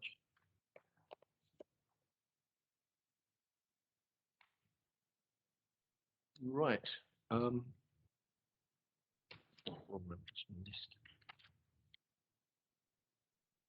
We now have Mr. Thompson for the applicant. Once you press the middle button, your microphone will turn red and you have 3 minutes. And I will stop you after 3 minutes to be fair to everybody else. Dear councillors, I understand this application has been called to committee as it is considered to be a departure from the development plan as it is harmful to the rural character of the countryside. Firstly, I'd like to stress that as stated in the officer's report, were prior approval sought, planning permission would not have been required under Class R of the permitted development order. Unfortunately, as I'm a farmer and had no experience in planning, I did not realise the process which needed to be followed for the building to be used by a local business, for which I apologise. Instead, I had noted that lots of farms are diversifying by letting buildings to local businesses, for which there is strong support within the NPPF, reflecting government policy. When looking at the changes that have been made to the building, these have maintained the original traditional style of the building had before. The black timber cladding, which has been installed, is in keeping with other buildings at Brattle Farm and other rural buildings in Kent. Therefore, as stated in the officer's report, the changes to the building itself have no impact or harm on the character of the area. Consequently, the only potential harm which arises is from the external displays, advertisements, and goods for sale in connection with the florist. As suggested by the officer, we would not object to a condition restricting this to the area shown on the block plan to alleviate this potential harm. Further, it is reiterated that this external display is flowers and plants for the florist, which we consider attractive in the wider countryside setting. We also accept that any advertisements will be subject to a separate application. We consider that the limited harm to the character can be overcome by planning conditions, and in this case, the benefits of granting planning permission outweigh this potential harm, where a local business is allowed to operate in support of farm diversification, for which there is policy support. There are no other adverse impacts associated with this proposal. Therefore, I respectfully request that planning permission be granted in line with the officer's recommendations. Thank you very much. Thank you, Mr. Thompson. Before I ask local ward member, Councillor Perry, to speak, Mr. John would like to say a few words. Yeah, as Richard pointed out, this is a very balanced case, and I'll be interested to hear what councillors have to say, actually. But in policy terms, certainly with the adopted local plan and the previous Maidstone local plan, there's nothing new about this in that there's always been a permissive policy. The words might have changed to rural diversification, but then, you know, the $1 million question is, what does that actually mean? What has always been the case, and it'd be interesting to find out what exactly the draft local plan review says. But going back to the adopted local plan, you know, that there's arguably good reason for why we seek to have retail establishments in village centres. I'm sure people don't particularly like paying the rents of the properties in village centres. So, you know, we have to be fair to everybody, but obviously we try to keep and promote, in this case for Staplehurst, retail establishments to be in village centres. Why? Because people can walk to them, they can catch a bus, whatever, they're sustainable locations. And that is a fundamental of planning. I went to this site this morning. I'm not knocking the business in any kind of way, but it is an unsustainable location. And this is why we as officers have to abide by our policies, and the policies say new retail should be in village centres. So I'd like to ask Richard, because the local plan review was the perfect time to review our retail policies. So if you could outline what they are now, admittedly in draft. I don't know exactly what they are, Rob, but I shouldn't think they've changed to allow retail in the countryside. Right, Councillor Perry, and then Councillor Kimmins, Russell, and English. We do have a lot of interested people in this. First of all, farms don't tend to be in the middle of village centres. They tend to be out in the countryside.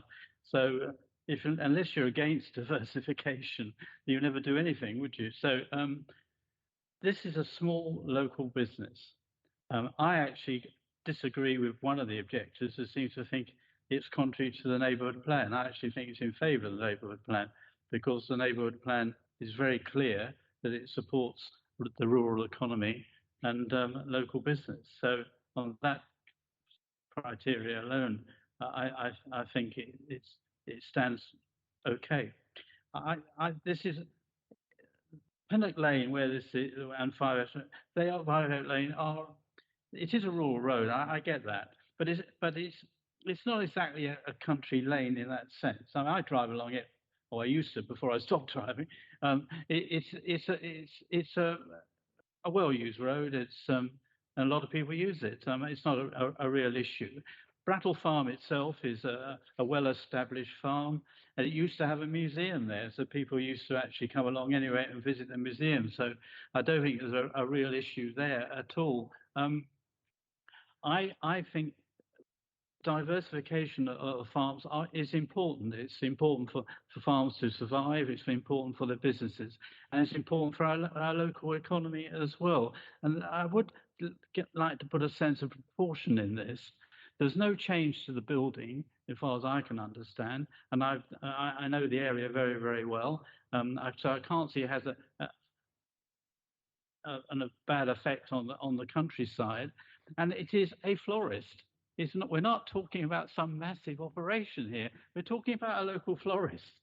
You know, it's what some people like to go to it. It's a nice business. And I think actually, and I think Mr. Thompson said it when he gave his presentation, you know, it's rather nice actually seeing flowers and shrubs and things outside. I rather enjoy going by it. So I can't see that's an adverse issue either. So I can't see a single thing against this. And there was one point made that there's a vacant property in the parade. I don't believe that is the case, actually. I believe that property has had planning permission for some time. I sat on this very committee when we gave it planning permission, and I believe work is being done on that. So I don't think there is any vacant shops in the parade. So I support this. I strongly support it, actually, because I think it is good for our village, it's good for the ward, and it's a local family who've been in business here for a long time. They know the area very, very well, and I would like to move straight away to support this application. Thank you, Chair. I think Councillor McKenna was first one up with his hand. Right, so it's seconded. Do you wish to speak now or reserve your right? Just echo all the comments from Councillor Perry. Okay. Councillor, sorry, Mr. Jarman would like to come back and say a few words.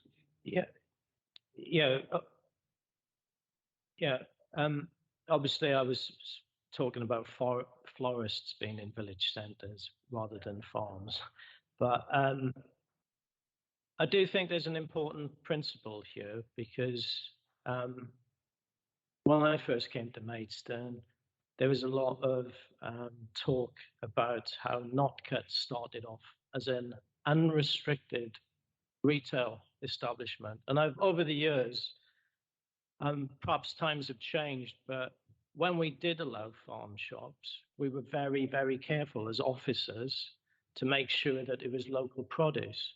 A lot of the time, it wasn't local produce, and we used to take enforcement action. So I would be very careful by saying, oh, this one looks all right. So it can be any kind of retail. So I do think, you know, councillors decide what policies are fit for the borough, but it's my duty to point out that there are dangers here. Thank you, Mr. Jarman. We could go straight to the vote, but I do have other councillors wanting to speak. Well, I have Councillor Clements next. Councillor Clements. Thank you, Chairman. I support everything what Councillor Perry said, and he nearly said what I was actually going to say, which is I'm missing the point on some things. I always do, and act a bit thick, I think. But it does say the proposal will result in harm to the character and appearance of the countryside, contrary to policy SP17, and there are no local plan policies that directly support retail uses outside of a designated settlement other than farm shops. Right, well, I'm sure that they grow flowers on a farm and plants on a farm, so surely it is classed as a farm shop, you know. Where do they get it from then? Pluto? Surely it's a farm shop. Whether it sells flowers, fruit, veg, it's still a farm shop, you know, as far as I'm concerned. Thank you, Councillor Clements. Councillor Russell. Thank you, Chairman. Just a couple of points that I thought had been missed. There is actually a large, very busy farm shop down the same exact road as this. So there's already a lot of traffic going to that farm shop along that road already. There's a petrol station which is out of the village, just at the end of that road. So when we're talking settlement itself, you need to recognise that there are already some commercial shops outside of the settlement. It's not like this would be the first one. And I would also draw the committee's attention to the bottom of page 21. Nothing's really been built. On the left, that's what it looked like. On the right, that's what it's going to look like. I don't think you can see that from the drawing that's up here. It's on page 21. So actually, I would think if you're looking at the outside of the building and how it fits in with the street scene and what the traditional buildings of that area look like, this looks more like it. On the whitewashed walls on the bottom of 21 on the left was what it looked like for a number of years. In fact, that whole frontage looked quite, and I don't want to be rude to the farmer, quite untidy, and it didn't look like anyone was there for quite a long time. So this is actually, I think, an improvement. And I think it accords with DM30 and DM31, and we should stop talking about it and move to the vote. Thank you. I still have Councillor English and Councillor Harwood and Councillor.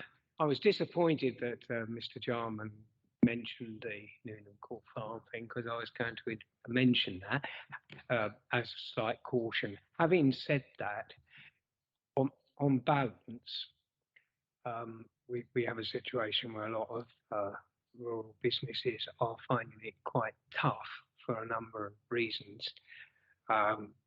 Well, a lot of businesses in general find it tough, but in the rural economy has been going through some very difficult times over a period of probably decades.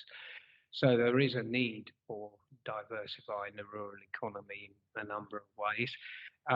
Point two, if there were advertising and so on, that I think it's been said that there would need to be a separate advertising consent, which would not necessarily be granted because there could be potentially a significant landscape impact. In fact, I suspect the landscape impact from the advertising would be significantly greater than the impact from the actual shops.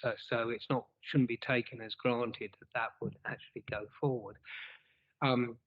On balance, I actually think that I'm going to support this proposal because I do have long believed that the rural economy needs to maintain a diverse approach, and I am very familiar with a number of similar propositions across Kent and Sussex, which have actually worked quite well. So on balance, I don't think this is the next Newland Court Farm, so I'm going to support it at this point and hope I'm not proved wrong. Thank you, Councillor English. Councillor Harwood and then Councillor Mumford, and then we go to the vote. Thank you, Chairman. I have a cautionary tale that this part of Staplehurst is the Bermuda Triangle of landscaping, because Mr. Timms said it's going to plaster a nice rural hedge on the front.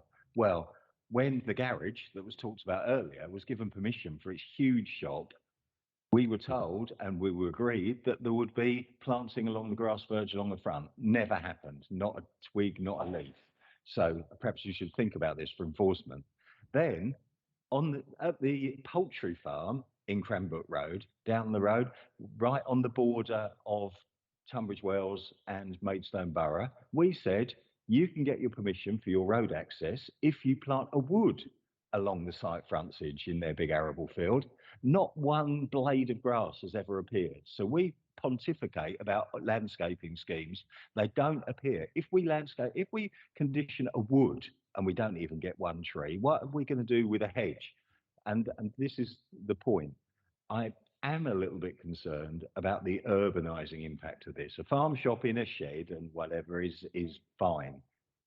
I'm concerned looking at this site that it's mown like a bowling green outside. It's just very neat and tidy, and it's really not Kent countryside. It's not the Weald, and that's why if we impose a landscaping scheme, we need to actually be sure that it is a proper double staggered native hedge, and that we need to put a management in there to say that it's managed at a height that is appropriate, so it actually screens something and isn't cut off at ankle height, which half the hedges are in this area.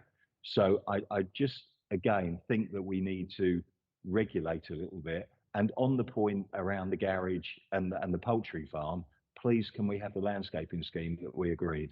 Thank you. Thank you, Councillor Harwood. I'll ask Mr. Timms to come back to you on that. I mean, that seems eminently sensible to me. And Mr. Timms has already suggested beefing up some of the conditions. Perhaps there might be others he can beef up as well. Yeah, just very quickly. I mean, condition 2 is a condition where you've got a retrospective a development's already happened, basically. So it sort of says if things aren't done, the end result would be that you have to cease the use. But within that, I think, yeah, we should be more specific about double staggered hedgerow, and yeah, whether we want it to grow to a certain height and its management. So yeah, definitely, we just need to be more specific. Getting into detail here, but do take Councillor Harwood's point. So would that be sort of our, dare I say, our normal double staggered hedgerow condition with 65% blackthorn or hawthorn, and then I can't remember the percentage. Double staggered hedgerow. Wild service, Gelder Roads. Yeah, fine. Right, Councillor Mumford, you wanted, and then Councillor Russell, and then we must go to the vote. Yeah, very quickly, I think we're looking at diversification of an agricultural premises. Slightly wrong. We would normally talk about farmers diversifying by keeping alpacas, selling wool, probably processing their own milk and into cheese, etc. Diversification of their normal practices. What we're looking at here, and what I would like to be looking at here, is rows of greenhouses growing plants to be sold off of the farm, and some land devoted to that. I'm not seeing that in the report. What we are permitting here is not diversification, it's a retail shop in the countryside. That's what I've got. Now, that's where I am. Thank you, Councillor Mumford. Right, Councillor Russell, then we go to the vote. Yeah, I was a little bit stunned by that last one actually, but I was just going to say, re the hedging. I mean, I love a hedge, but and I've got actually meters and meters and meters of them all round where I am, and they're all managed to well over 2 meters high. There was never a hedge here. That wasn't the road frontage. I don't think we should retrospectively fit a road frontage that just was never there. It was always this kind of concrete. In fact, when it was a farm museum, there was loads of machinery parked out the front, old machinery. That's what it always looked like on that road, with that kind of metal fencing at the front. So I'm not inclined to retrofit a hedge where I don't know how many years there was never one there for. There's hedged all down the rest of that lane. Right. Mr. Sims? The recommendation, the conditions, maybe not that clearly, but refer to landscaping at the front of the site. When I saw that, I've spoken to the agent this week to check whether that is actually feasible, and they're, as we've heard, are happy to do that. So the recommendation is for landscaping at the front. So if you didn't want landscaping at the front, you'd have to remove it from the conditions. I will vote against this application if it's not landscaping at the front, because there is a need for that. And frankly, there was a hedge there. It was a while ago. It was a while ago, but it was there. Okay, thank you for that, Councillor Kimmins, and then we must go to the vote. We can't carry on like this. Carry on. Yeah, sorry. As you know, I get around the town and I get around the county, and I can guarantee in the 90s there was a hedge there. Okay, so it's not going to be retrofitted. Okay. Okay. Just thought I'd point that out, but yeah, there was a hedge there. So, sorry, I can see the way the vote is going, but I do think Councillor Manford did raise an important point, and this is just for the record. Can Richard confirm that the flowers are imported? They're not grown on the farm? Correct. Because if they are, I've completely missed it. Yeah, correct. It's not a farm shop, and where it's a farm shop, it doesn't even need permission. If you grow goods on your farm, you can sell them without permission. It needs permission here because you can see from the photos they're not grown on the farm. Right, thank you, Mr. Timms. Right, we have a proposition. It's been seconded. We grant permission as per the papers, together with the beefed up conditions as proposed by Mr. Timms. Do you wish, Mr. Timms, just to reiterate the beefed up conditions, or are you happy to vote as it stands?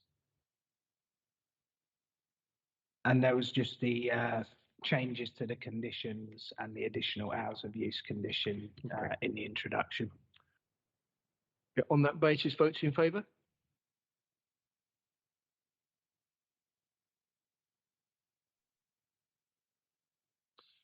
Against? Abstentions?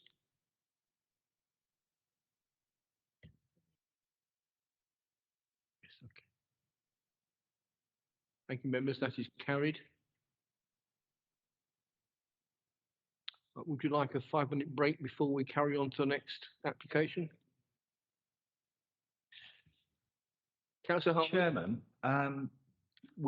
do we think we're going to get through the agenda? Is this a good juncture? Because we can sometimes rush things, and I think everything that's on the agenda has got issues that need to be bottomed out.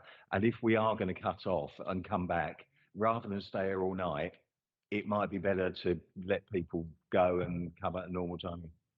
So have a discussion with the officers during our 5-minute break, and we decide what we're going to do. Because if we can't go it through, or not, we might as well cut off early. We're going to come back next week anyway. We definitely should do it. You think we should? Sorry? No.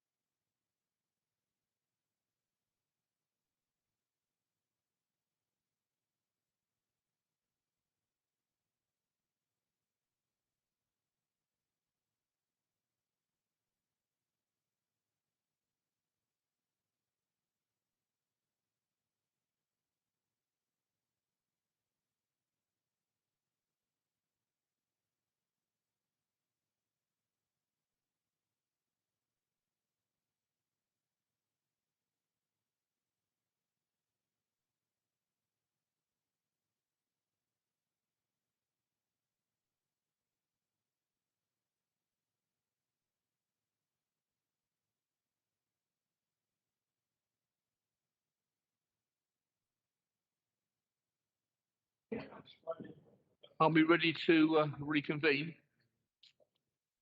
Oh.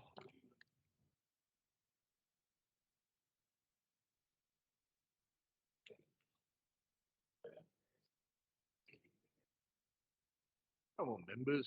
Come and sit down. Sorry, come on, members. Can we reconvene?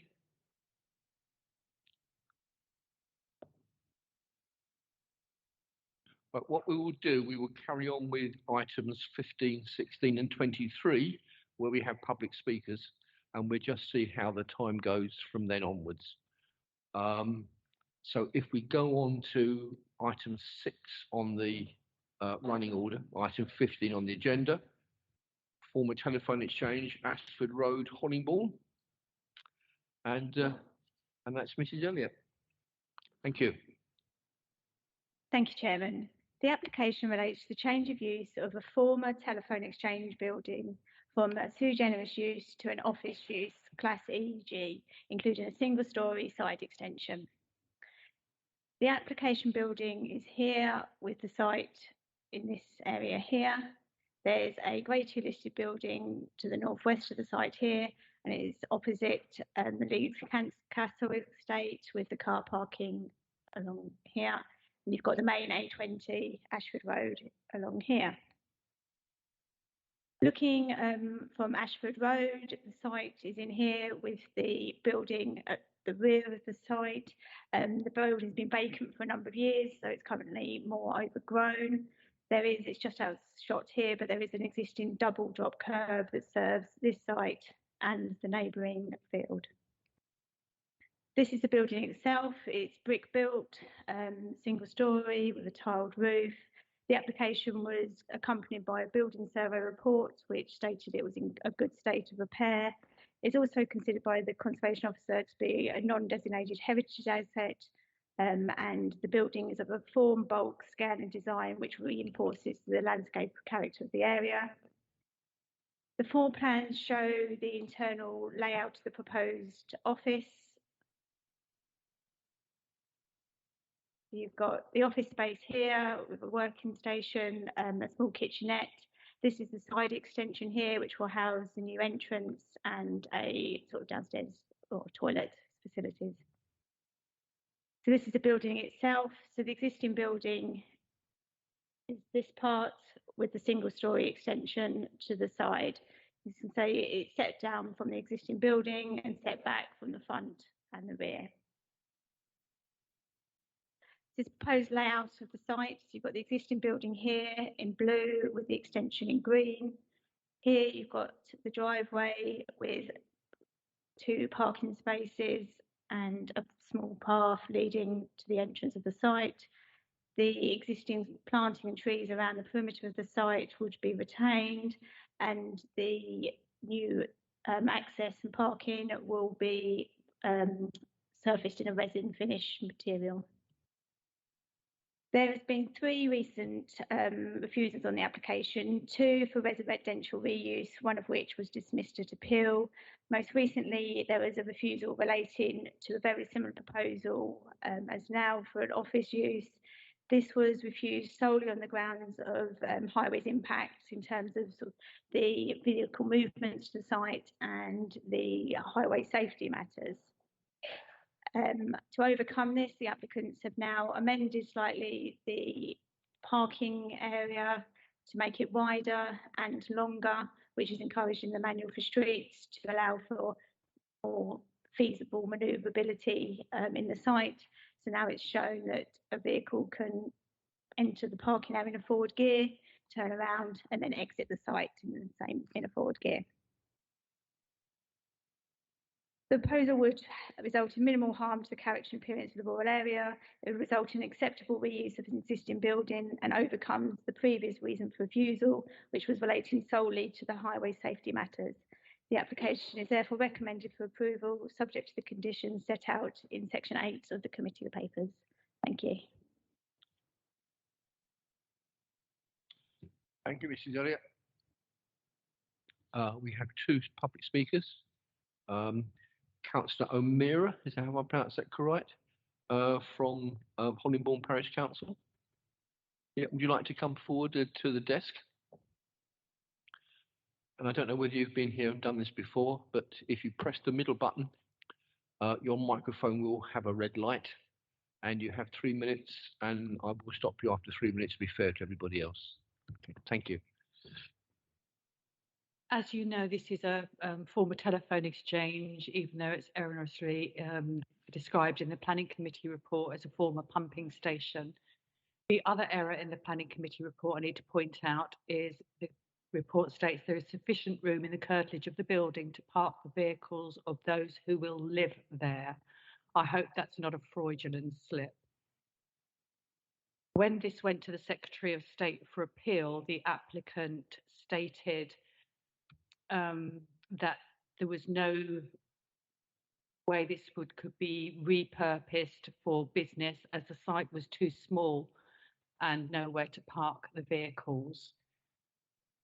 The site is only 7 metres wide, and the proposed 2 parking spaces, even if they do approach at the correct angle, the rear vehicle would not be able to pass the first vehicle once it was parked. Highways withdrew their objection subject to a number of conditions.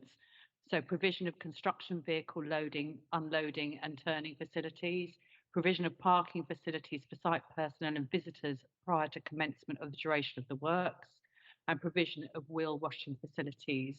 There's absolutely no way this site can provide or comply with any of those conditions. You've all had my email, hopefully, and had a chance to have a look at it and the current photographs. The original planning application had a number of errors. So, is the site currently vacant? That question was answered no. It should have been yes. Will the proposed development add or remove any parking spaces? That was answered no, but should have been yes. Are there trees, hedges on the proposed development site? Answered no, but should be yes. And are there trees, hedges on land adjacent? Answered no, but should have been yes. This site is situated in open countryside surrounded by mature trees and grazing animals. Parking provision, as outlined in the application, is outside the scope of the Supplemental Planning Guidance SPG 4. There's no economic benefit and no justifiable need to cause this harm and potential danger to pedestrians using the pavement that the traffic would have to converse to access the site, and therefore Hollingbourne Parish Council strongly suggests this application is refused. Thank you. Thank you very much. Councillor Garton.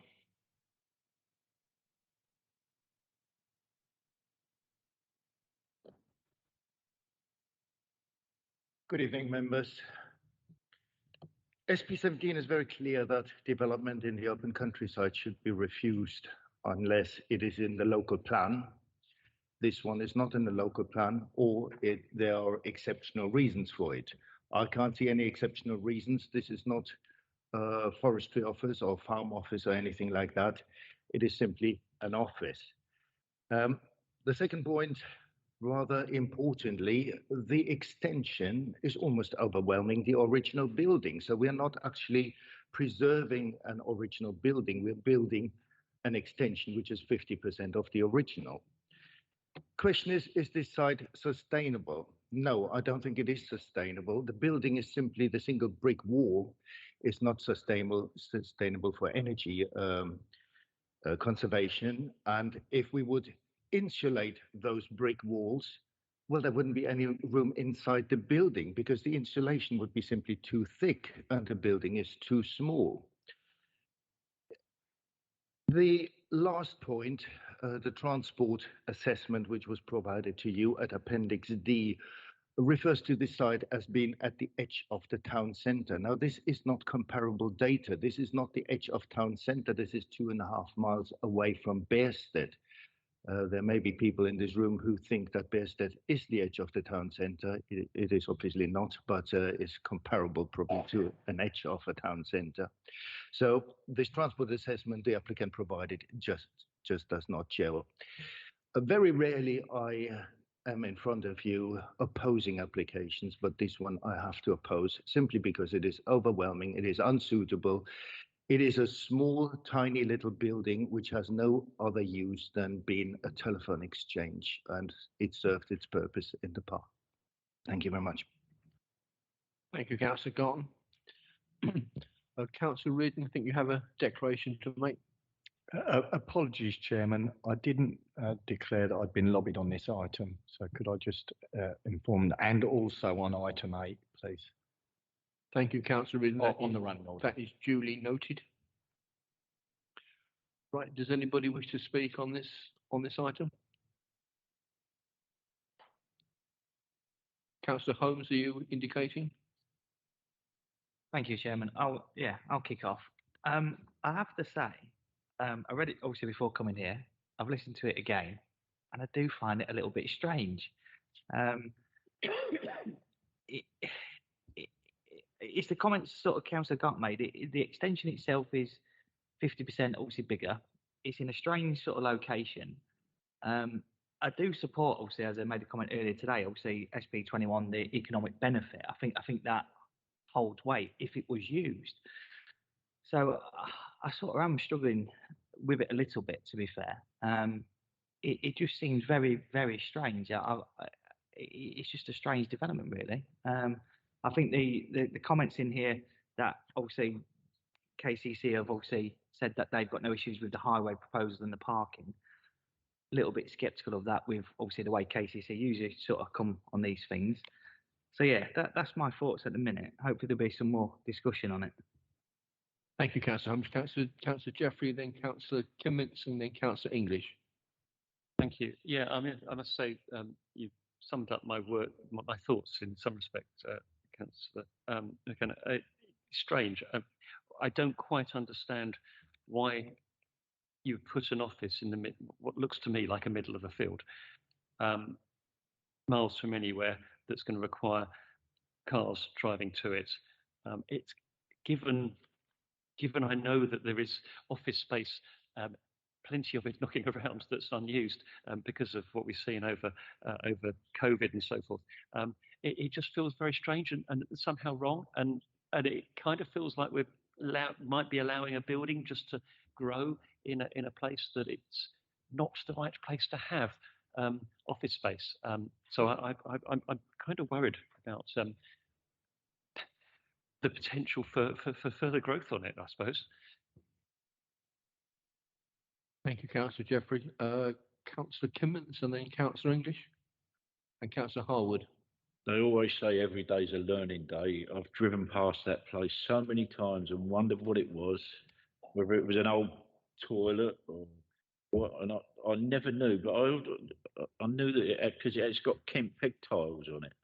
And I always used to pull in next to it to buy me cherries because they used to sell cherries in the place next door. So every day's a learning day. But yeah, it's a strange building and it's been there an awful long time. So I'm glad I know now it's a telephone exchange. Thank you for the most enlightening comments. I'm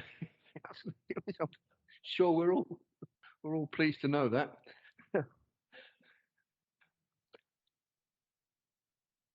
Councillor English, and then Councillor Harwood. I'm not sure I can add much more to that.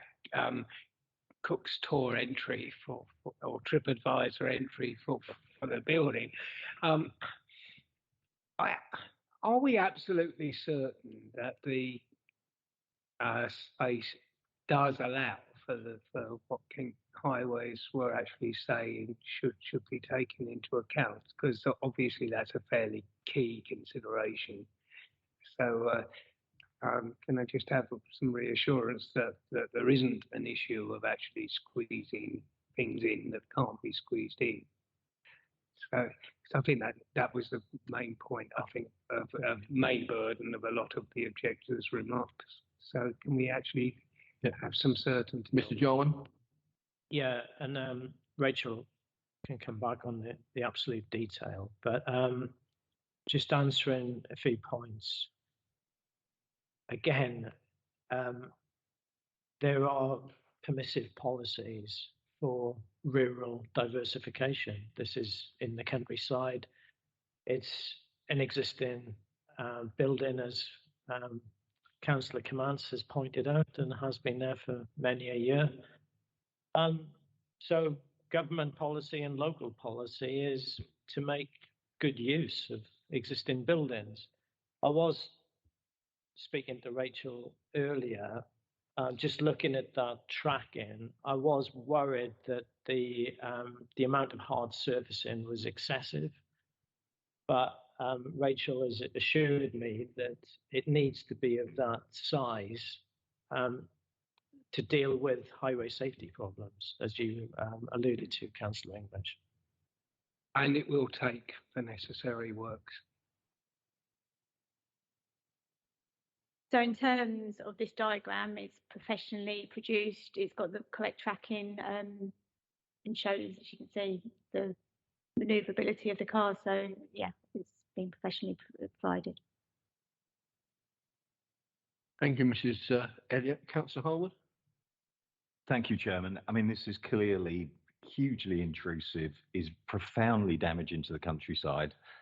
This is on a very fast road here along the A20. It's opposite Leeds Castle, basically. When they put the cherries for sale and they cut all the verges down and cut the grass on the site next door, it changes the feel and character of the area. Let alone putting in parked cars and vision displays and parking areas. The collateral damage. It's not just, I mean, if they were just someone to live in the building, they'd convert the building, but with no access road or anything, then maybe you could get away with it. But the collateral damage from the access and from just the change of the feel of genuinely open countryside once you reach that part of the A20, I think that policy is clear that we should refuse. That's my view. Thank you. Thank you, Councillor Harwood. I mean, it's the age-old conflict here, isn't it, between protecting the countryside for its own sake and diversifying the rural economy. It's the two different aspects which conflict with each other. Do you want to come back on that? I would just highlight, obviously, going back to the history, there's been, as I said, 2 applications for residential. Neither of them raised visual harm as a reason for refusal. There were 3 reasons for refusal. One related to that it hadn't demonstrated an alternative use. One related to the noise from the roads causing disturbance to the occupiers, and one to vehicle movements.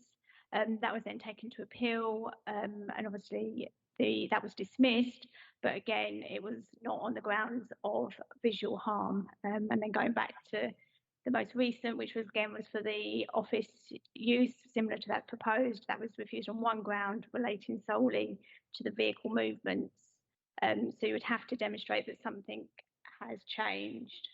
And in terms of that reason for refusal, Highways have now raised no objection. We've got the tracking data, so they have demonstrated everything to overcome that.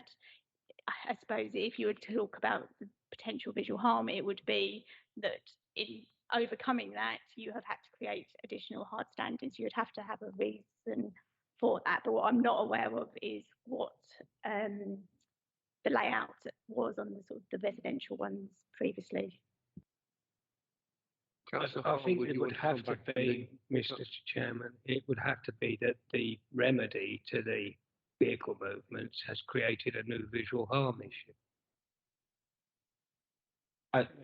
What else has changed is that we've now got a huge industrial estate at Woodcut Farm, and therefore you've seen a significant intensification of development nearby, and from the Junction 8 roundabout and the Great Danes Hotel, you're seeing an urbanisation of ribbon development along the A20, and now from essentially the Hollingbourne turn, that is where it changes in character.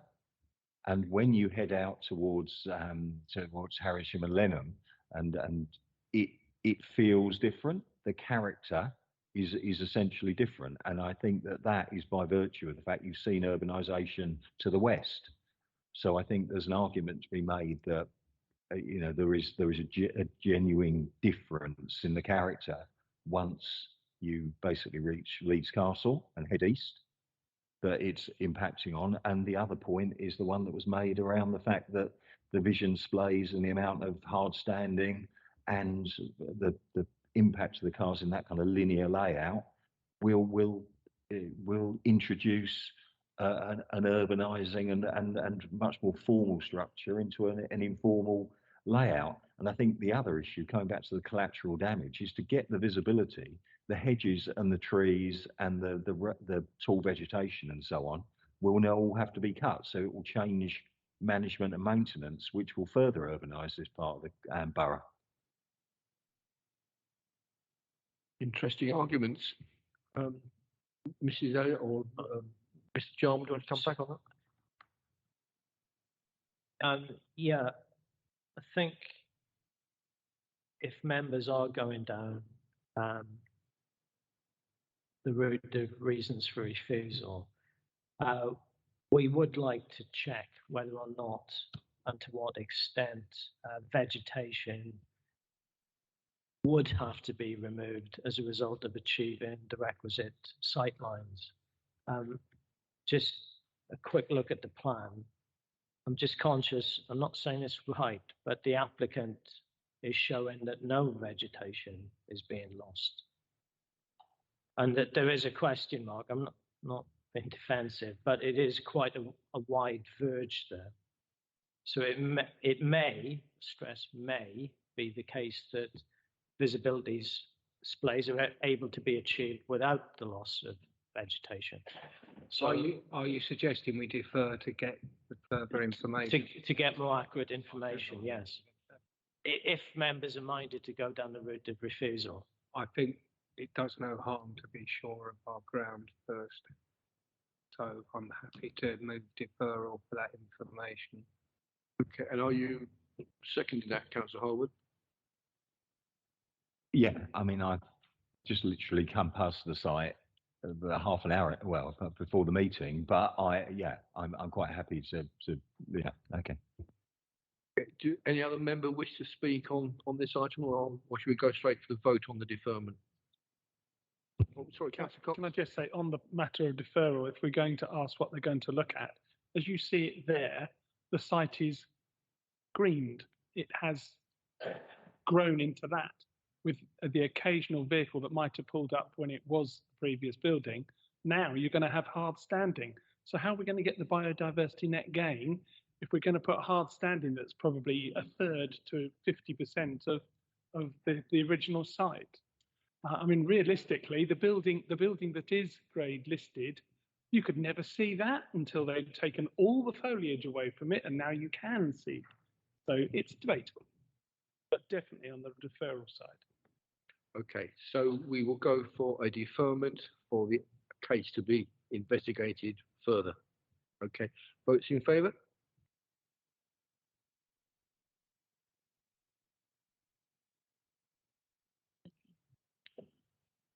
Thank you, members. That's carried unanimously. Thank you.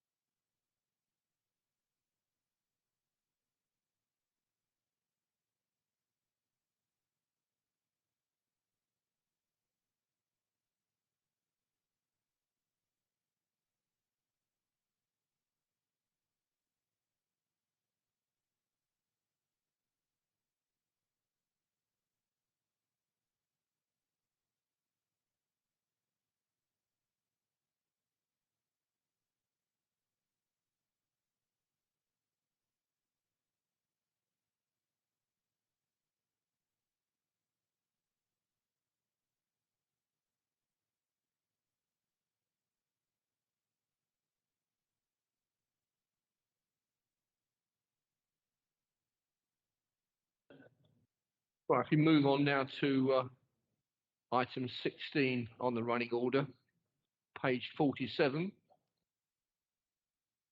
Have your attention, please, members. Item 16 on the running order, land at Paddock, Maidstone Road, Paddock Wood. And I'll call upon Mrs. Chaplin to present her report. Thank you. Good evening again, members. This application is for land at the Paddock.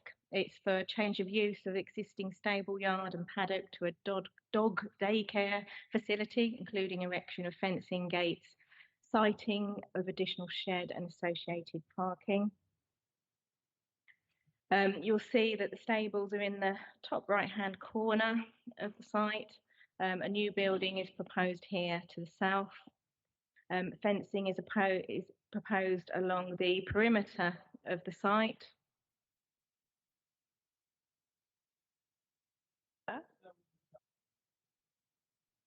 Oh, sorry, must have delayed reaction again on my. I think my laptop's had enough today. Sorry. Right. There's fencing proposed around the perimeter. The northern boundary will be set in 3.8 metres from the northern boundary to ensure that the footpath is isolated from the fields. The nearest dwellings you can see over here to the east, they're approximately 65 metres away on the opposite side of the road. A no parking zone is also proposed along the top northern boundary adjacent to the access point here. That's again to protect the footpath with the parking here to the south. There's an existing 5-bar gate here into the site with an existing hard surfaced area around the existing stable building. It has been raised in comments that this proposal would be a loss of agricultural land. However, I would just point out at this stage that the lawful use of this site is equestrian.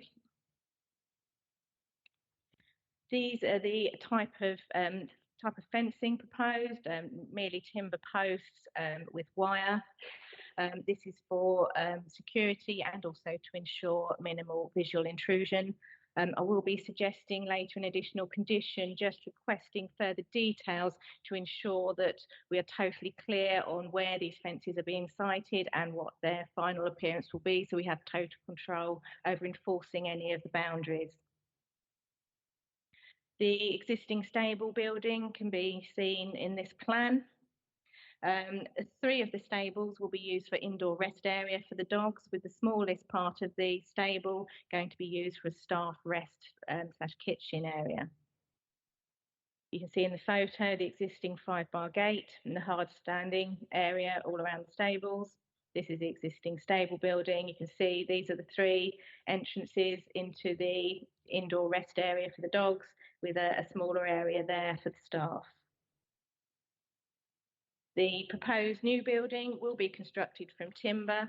Again, I'm suggesting another condition just to ensure that we are sure about the materials and colour finishes on this building.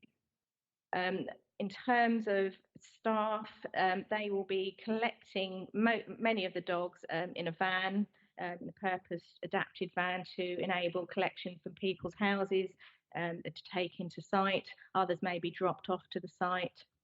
The drop-off times will be short in and out, and with 1 staff member to 10 dogs maximum. There's been no highway comments or objections. Overall, you can see this is a very well screened site from the road. The application is a departure. We do have to consider SP17 on the overall harm. However, the existing stable buildings are there and going to be put to an alternative and viable use. The additional building is very small and is sited in the same line as the existing stable buildings. The application has been advertised as departure, and that has still to run until the 27th of July. So I will be asking for delegated powers to approve once that period has expired. As there's no policies directly relevant to this application, we are considering this on material considerations. The use is a licensed business. Overnight stays won't be permitted with this type of licence. It is purely a daytime use, and obviously conditions can be imposed in terms of hours of use. These are included in the report. Issues such as cleaning and disinfectant and removal of waste are all covered by the said licence and other legislation, so they're not included as conditions. The the Environmental Health Officer has raised no noise objections, and the visual impact is considered to be limited really to the new timber shed, with minimal other physical alterations proposed. Although technically a dog daycare is not a use that is caught within policy DM31, the ethos of such policies is for the reuse of existing buildings and uses that assist in diversification and supporting the rural economy. I also consider that DM7 does attempt to pick up non-conforming uses such as kennels, but obviously this use proposes no overnight stays. So again, it's kind of falling between the gaps of the policy. But again, the ethos is to cite non-conforming uses away from built-up areas and where there is also the space available for this type of use. There are very few sites available to accommodate such uses. Landscaping and biodiversity can all be enhanced via conditions, hours of use controlled. There is an advert restriction imposed via a condition as well, though I would seek to tweak that wording to include Class E. So I'd ask to sort of delegated powers again to sort of tweak and beef up conditions.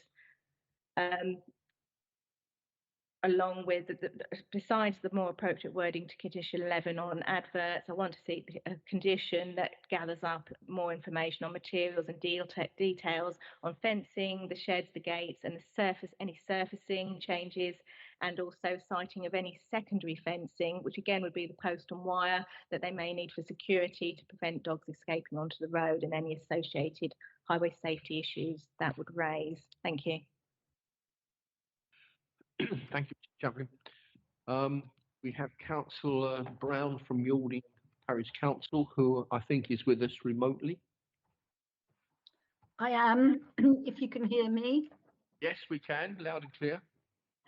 Thank you, Chairman and members. We were very confused with regard to the intention of this application, and an email dialogue was entered into between my clerk and the planning officer on the 23rd of January. The planning report says that the land is not agricultural but equestrian. However, in his email to my clerk, the planning officer states that according to NBC's mapping system, the land is classed as Grade 3 agricultural land. In a further email of the same date, my clerk endeavoured to ascertain to what use class the land was being changed to. The planning officer replied that the land will remain as agricultural, but then contradicts himself in the same letter by saying that a secure dog field cannot be classed as agricultural, and that the only class that he thinks may be appropriate is sui generis Part 3 Class R. Can this be confirmed, please? However, he then poses the question but fails to answer it as to what longer term effect would there be if the business failed. He's stating it's Class 3 agricultural land, and he's saying, will it be possible to return it to Grade 3? We would ask a further question as to whether the floodgates will have opened for the introduction of a less appropriate commercial use in this area. Do we assume condition 5 will remove future flexibility for any other use without a further planning application? Can you please confirm? We're also concerned with regard to the proposed hours of working, i.e. 8 AM to 6 PM. This site has easy access to Paddockwood Station and onward to London, and people be away from home outside of these hours. So too may many people working locally and wanting their dogs minded whilst away from home. Will this lead to a requirement for extended working hours, which will be totally unacceptable with regard to noise? The officer's report clearly states all of the policies that this application is contrary to. Yalding Parish Council does not feel there is sufficient merit in the building or the proposed use, and the proposed working hours will restrict its viability to add to the local economy. Together with the fact that the application does not conform to either the adopted local plan or the review, we would respectfully ask members please to refuse planning permission. Thank you. Thank you very much, Councillor Brown. We have another public speaker, Ms. Mackenzie. Okay, would you like to come forward to the desk? If you press the middle button, your microphone red light will show, and you have 3 minutes from when you start speaking. Thank you, Mr. Chairman. Paws and Claws has provided a professional, licensed, safe and reliable dog daycare since 2018. Excuse me. We are currently licensed to care for 16 dogs per day and are now at full capacity. Due to the increase in demand for daycare services, we have a waiting list and are unable to offer our service to clients who do not live within our current small catchment area. If permission is granted to allow us to move our business to this site, we envisage demand for our services increasing further due to the proximity to a mainline railway station and a busy town. We expect to increase our employment of 4 to 6 to 8 members of staff, which we hope will be from the local area. We operate a professional and well-organised business with pick-up and deliveries arranged to minimise trips to and from the site and are well-staffed to ensure adequate supervision and play for the dogs. We work closely with the relevant licensing department and have done since 2018 and are an experienced business who is aware of our social and environmental obligations. We have a good reputation locally and we see this as a key opportunity to develop the business. We identified the site as it's well located to the main road network and is largely well screened by the mature trees and hedging along each of the boundaries.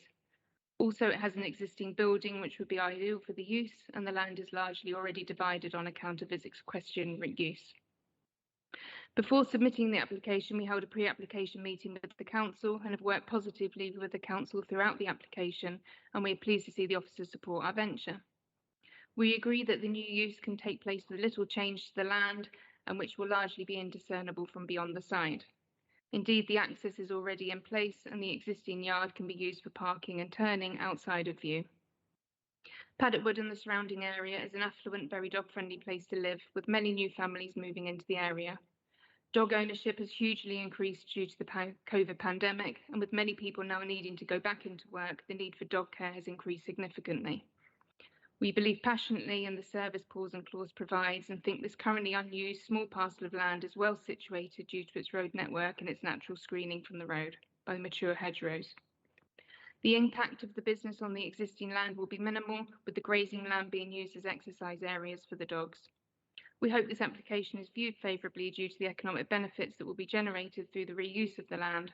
All additional installations at the site are 100% temporary, and there's a clear benefit to the local community through employment opportunities and improved animal welfare for dogs in and around the local area. Thank you. Thank you very much.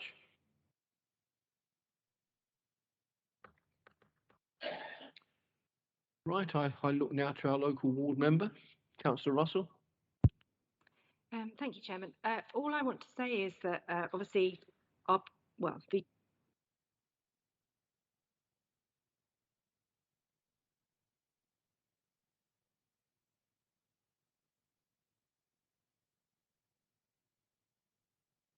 Right, can I pass that over to Mrs. Chaplin to answer? Are you able to answer the questions that were raised by Councillor Brown?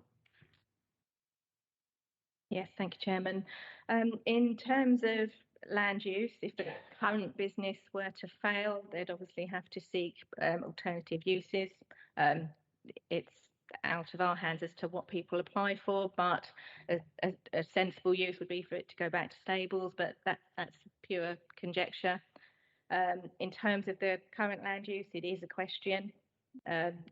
We are seeking to restrict the use to only, if by condition 5, to only dog care purposes only and for no other purpose. So that will ensure the use is restricted and restrained as to what is applied for.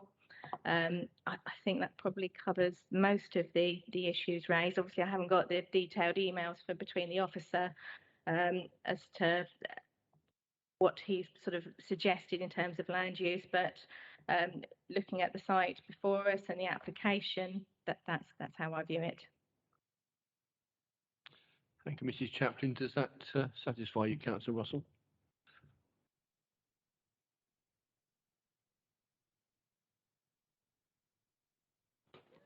it wasn't turning off, so I just nodded instead of doing the whole thing again. But yes, thank you. I'll try and turn it off now. Councillor English. In terms of not complying with the local plan which was issued as raised, it is not unusual for sui generis applications to be in that situation, because that's sort of what it means in Latin, outside of the category, outside of the genre. So it's actually quite difficult to fit them into a local plan because that's the nature of what they are. So I don't think that in itself is a reason for refusing a sui generis application, because it is the nature of the beast. The whole discussion takes me back to a certain degree, I remember a famous planning committee meeting where a ward councillor once announced, what you have to remember is that countryside is no place for horses. Some members will remember that. There are problems with equine developments in the first place, because if it's an equine business, it's not agricultural, and certain other approaches which may actually lead to a wider development pattern can exist. So it is important to be sure what type of land it is, but so it is definitely an equine use at the moment. Okay, just checking, because obviously that does have a bearing on what one does. But I have to say that from personal knowledge of Maidstone, most facilities that keep dogs, whether on a daily basis or weekly boarding kennels, do actually tend to be in the countryside for various reasons, because you actually need quite a lot of space for that activity, and it's quite hard to find the requisite amount of exercise space for dogs in a confined urban area. So it is sort of natural that this sort of development will happen in a relatively rural location. I think it really is quite hard to get around that. We're not going to find many places in Milton Street that are actually suitable for this development, shall we say. So if we are assuming that this is an activity that probably does need to take place, then unfortunately or otherwise, it's going to have to be in a rural location, because otherwise one is subjecting the animals concerned to a standard of care that's simply unacceptable and probably illegal. So I actually feel that this is probably an appropriate location for such a proposition. And the conditions seem reasonable to me. If they were to be extended, they'd have to come back and amend the application, or either for a fresh application or an application to amend the conditions, and we might take a different view at that point. Are you making a proposition, Councillor English? Or? In the recommendation that we approve it as on the papers. Okay, right. I have Councillor. Are you coming back? You want to come back? Yeah. There was some tweaks I did want to make to the condition. So if it's delegated powers, so it's subject to the delegated power. Thank you. Right, I have Councillor Mumford and then Councillors McKenna and Holmes. Oh, you're second. Okay. Yeah, I know.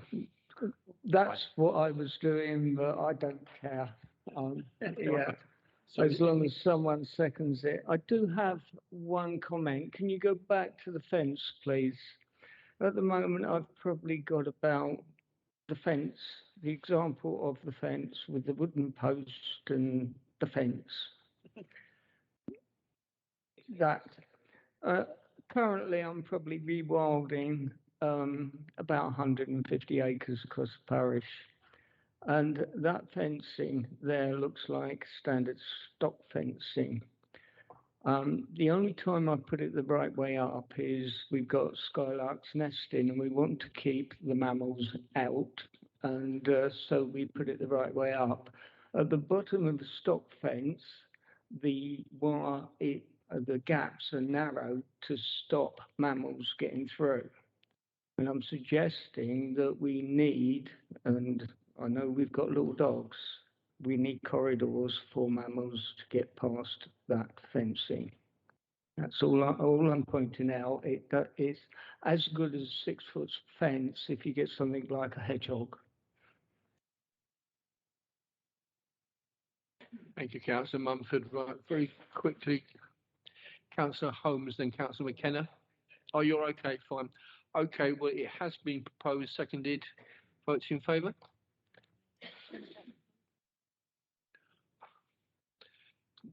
Do we? Then the condition to talk about the corridors. Yes, okay. So we're amending, yeah, right, okay.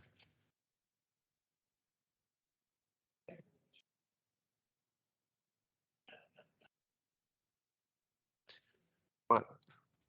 No votes against, that was you. Against?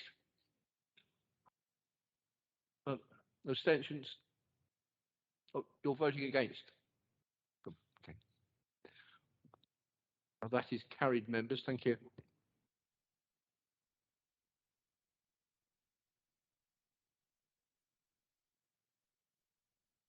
Now pass on to item 8 on the running order, 23 on the agenda. Ledian Farm, I think that's how it's pronounced, Ledian Farm, Upper Street, Leeds. And call upon Mrs. Deary.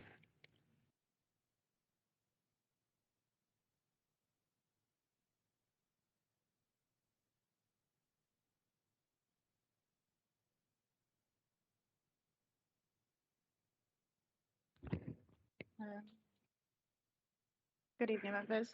Just to present this item for you, it is for phase 2 of Ledian Farm, which is a 44-unit scheme for care units. The proposal is to add 274 PV panels to the roofs of the buildings when they get built. The workers commenced on the trenches, so they haven't actually been built as yet. This application has been revised from originally submitted, where there were 354 panels being proposed. So on negotiation, about 20% of the panels have been removed, and primarily where they were double layers or very close to the edges. The size of the panels is 1.13 metres by 1.72 metres, which is 2 square metres in total. Just to go through, that's the constraints of the site are such that phase 1 has been built out here. The conservation area along Upper Street is basically ends of the back gardens of existing cottages and what have you. So there is some intervisibility between the site and the conservation here, and there are obviously a selection of listed buildings within the conservation as well. And the pink dot here is the public right-of-way, which obviously provides some public domain visibility of the phase 2 site at quite a close distance. These are the general street scenes, so you can indicate here where some of the panels will be visible on some of the main elevations of buildings. And again, so what we've negotiated is generally single rows where previously there were double rows. This is the originally proposed roof plan, which Leeds Parish Council did object to, and I think the ward councillor is here this evening. So generally where the changes were was, say where there's double panels here, they've now been stripped down to 1 panel. This double panel here along the public right-of-way has been removed. And generally, as I said, about 20% of the panels have been negotiated away, so that we strike a balance between visual impact and the need to go low carbon with developments. And this is just an indication of some of the changes we've negotiated. So this was the original scheme, where this particular elevation roof was incredibly dominated by the panels, and that's now been amended to the single strip there. Similarly, this is a building along the public right-of-way on the southern side of the site. And this double row of panels has been removed so that the actual the panel concentration is sort of internal within the site rather than the external. So to conclude, officers have been negotiating with the applicant, and we feel we struck the appropriate balance between desire of the applicant, and obviously that's supported to go low carbon and try and be self-sufficient with the energy on the site, but also respecting the fact that it is in the countryside It's close to obviously an historic village, which has a conservation area running close to the site and several listed buildings. If members are minded to approve the recommendation, I would highlight that I've been in conversation with the agent today, and there's still a few mistakes with the plans list. As you can see, it's a very long list. So we probably need some delegated authority just to correct that list and just make sure all the conditions line up in the event that members were to approve the scheme. Thank you. Thank you, Mrs. Geary. We have Councillor Fort, local ward member. Speaking from behalf of the Leeds Parish Council. Right. Good evening. Leeds Parish Council made the objections based on the original application to seek permission to install 354 solar panels across phase 2 of the Ledian Farm development. To provide some context for the Parish Council refusal, I had discussions with Inspired Villages who suggested that to make phase 2 carbon neutral, they would need all 354 panels and there could be no reduction, so it was that or nothing. I would like to point out that Leeds Parish Council are pro-renewable energy, and as a society we need to find alternative sources and move away from fossil fuels. However, this site is within a conservation area and next to open countryside. The sheer number of panels proposed would have had a detrimental visual impact on the surrounding areas.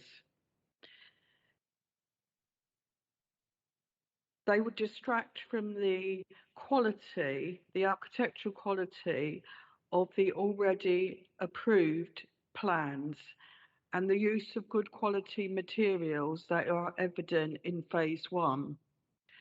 I understand the applicant has now amended its application as of last week. They have reduced the numbers down from 354 down to 274. This is welcome. However, I believe it could be reduced further. Certainly, I would like to see the removal of the double solar panels, which are 3.5 metres in height and visually unacceptable. I note that some 38 panels are planned to be placed on flat roofs. This is sensible and unobtrusive. I wondered if the applicant has considered if there are any flat roofs surfaces in phase 1 which could house some more solar panels so that they could swap them from phase 2 to phase 1. They are my comments, and I'm looking forward to hearing your debate. Thank you, Councillor Fort. We now have Mr. Blythe for the agent, who's been very patient.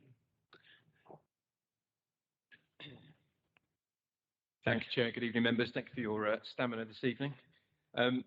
We obviously welcome officers' recommendation to approve the application before you. However, the site is capable of accommodating more solar panels than officers are supporting, and the applicant is keen and willing to provide more. As the report sets out, officers felt that as originally submitted, the number of panels proposed resulted in visual harm. The site is not in a designated landscape. This phase is not adjacent to the conservation area, and the panels would not face north towards the area and be in the distance. As you've heard, to avoid a delegated refusal, the plans have been amended to reduce the number of panels in line with officers' request. And following on from the comments from Councillor Ford, I can also confirm that there are plans already include the use of the phase 1 flat roofs, which are going to be pursued separately as permitted development. The applicant is committed to achieving net zero, something the council have also committed to.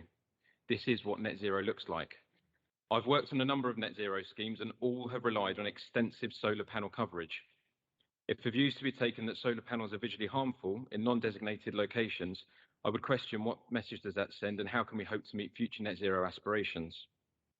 Solar panels are in any event in most instances permitted development, and the only reason this application is required here is because the applicant wants to install the integrated panels flush with the roof, which need to be installed as part and parcel of the building work rather than retrofitted onto the roof slopes. This will deliver a better design solution. Whilst the amended proposals with the reduced number of panels will positively contribute towards reducing the carbon footprint of development, it does not secure net zero for this phase, and in our view underutilises the available roof space. Members may of course concur with officers in a position that we would fully respect, and similarly we note the comments of the parish. Visual harm is inherently has a degree of subjectivity. Fully appreciate that. My own, for what it's worth, personal view is if a building is celebrating its sustainability credentials, that's a design virtue. We would therefore request that members also consider the plans as originally submitted, which have been subject to full statutory consultation, and consider if they can be supported and approved to support the applicant's net zero aspirations. Thank you for your time. Thank you very much, Mr. Blythe. I'll ask Mr. Jarman to comment. Yeah, I think there's a number of important points here. First of all, we had quite a good debate with regards to an extension to an existing building in the countryside off the A20, and we thought, well, councillors thought, perhaps quite rightly, that that was creating harm. So I don't think it's anywhere as nihilistic as the agent portrayed, that kind of anything goes. We've been told for a long time, and we've spent, well, the fact is, our policies, again, they're not binary, neither is planning legislation.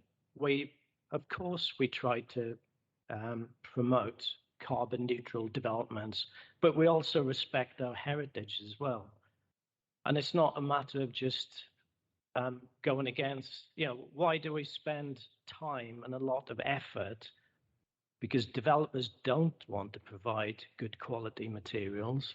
So we spend a lot of time negotiating those. Why? Because clay tiles are vernacular to Kent. They weather very well. And on the point about carbon neutrality, if the applicant was serious about this, you'd have it in a sustainable location. That might be unpalatable because such locations cost more. But if we're sticking on carbon neutrality, you can't see it in photographs, but building control is based on fabric first. As I keep saying, I know you can't see that. You can't see the thickness of insulation. So it's not a great photograph, is it? But there's more than one way of skinning a cat. But what I do concede is that we did not restrict permitted development on this. I think perhaps we should have done, and there's been discussion previously tonight about restricting permitted development. So the applicant has compromised, and I'm cognizant of that fallback position. But I would like to say, before I'm sure people will say, I really support carbon neutrality, so do we as officers, but we have to balance that against protecting heritage as well, particularly on a development almost touching a conservation area. Thanks. Thank you, Mr. Jarman. I have Councillor Harwood, English and Kimmins.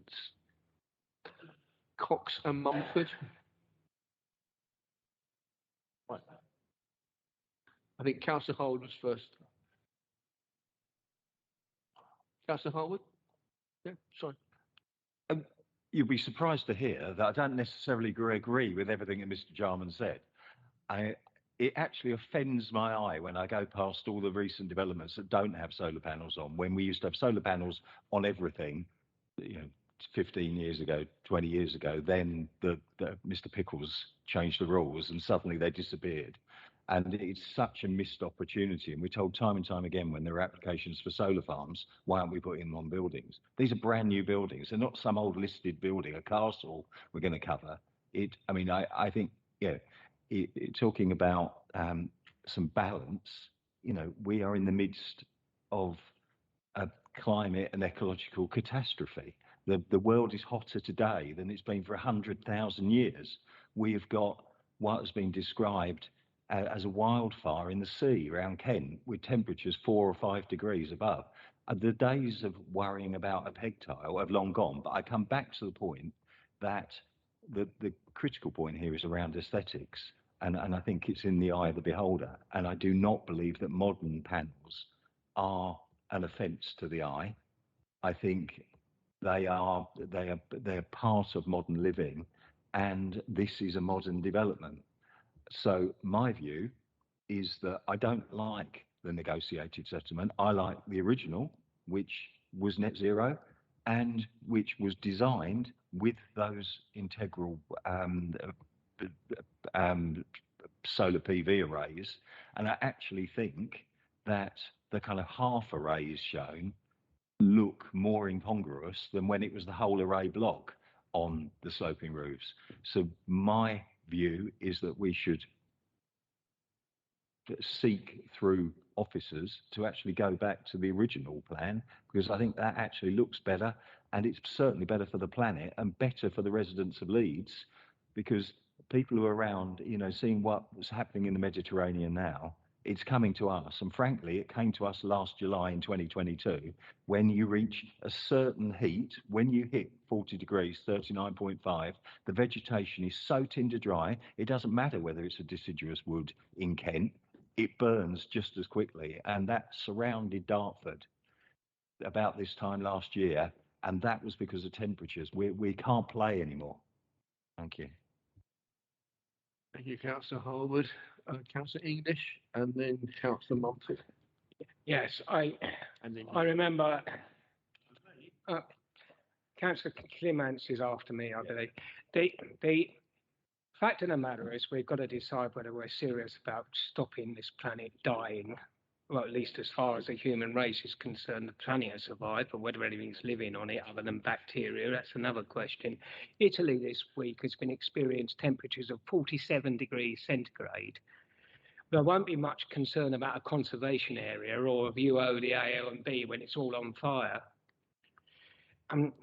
Secondly, I actually think aesthetically there's absolutely nothing wrong with the original scheme. Yes, it is often subjective. Some people don't like wind turbines. I actually think they're quite attractive. But if you go back to the Netherlands and you look at council minute books from the 11th century, there were people saying windmills shouldn't be built because they were visually unattractive on Dutch councils. What is the most attractive thing to people in the Netherlands, other than tulips perhaps, which are a foreign import, which aren't native to the Netherlands, that people want to look at? Canals and windmills, which were criticised at the time. If you look at Wordsworth, he said how terrible it is to have railway lines built. And some of the most attractive visual displays that people look at in the country now are railway bridges, which Wordsworth at the time condemned as visual eyesores. So these things are often very subjective. What is not subjective is getting something done about net zero. I don't care how we got here originally in some ways, although I do take Mr. Jarman's point about the sustainability of the location, but we are where we are, and we often say that in planning, and we have an opportunity to do something to drastically reduce the carbon footprint. We have a developer who's saying that they want to do that, and we're trying to talk them out of it. I really don't think we're going about this the right way.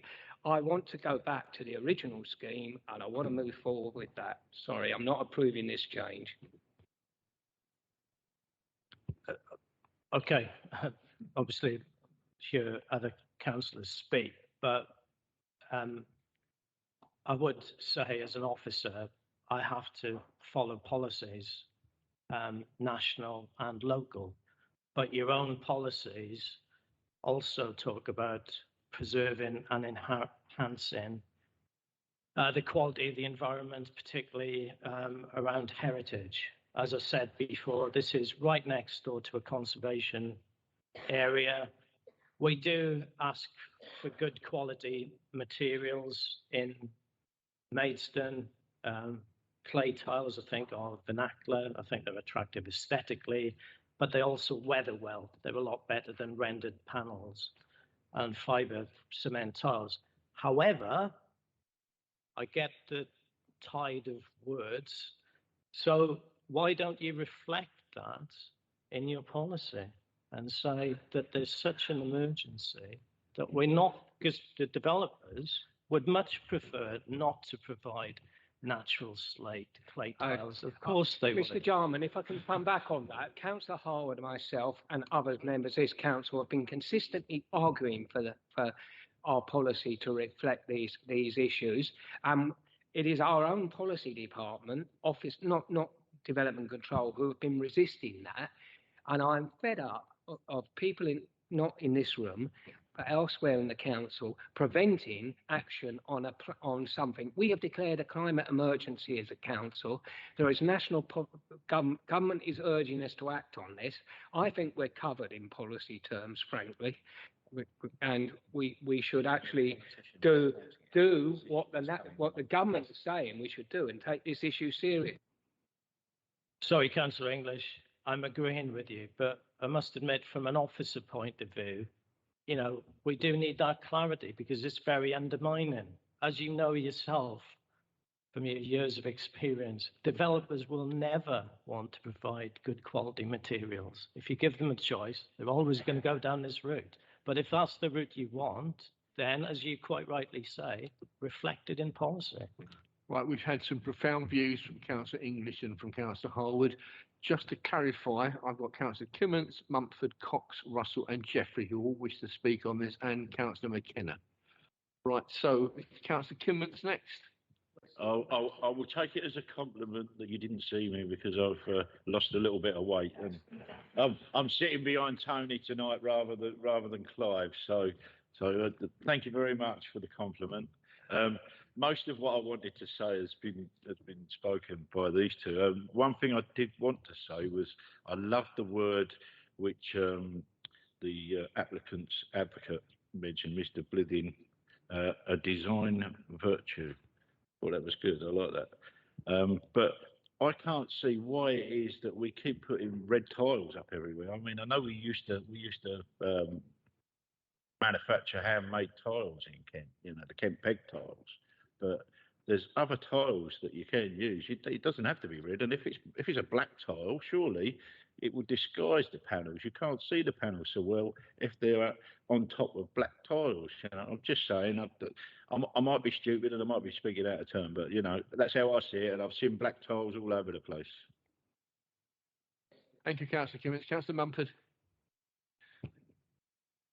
Right. You were talking about policy. Without policy, this council, and I think predominantly myself, Councillor Harwood and Councillor English, actually hit high figures on renewable schemes across Kent or UK. We were one of the leading councils. As for new policy, that is not in front of me. What is in front of me is flush PV panels. But I'm being told that another scheme was turned down, and I say now I declared lobbying. That lobbying came to us, and that was the original scheme. And what I would like to do now is that I would like to propose we defer this application and ask the officers to bring back the original scheme to be determined by the planning committee. We've done so much work so far to achieve this with renewables. I don't think we should give up now. So I'm suggesting, no, I'm proposing that we defer this and we instruct the officers to bring back the original scheme for determination by the planning committee. I need a seconder.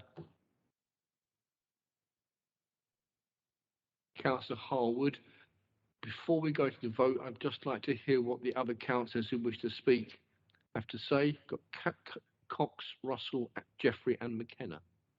Councillor Cox. Thank you. I mean, everybody's been working towards what I was going to say. I thought Councillor Kimmins was actually going to say it.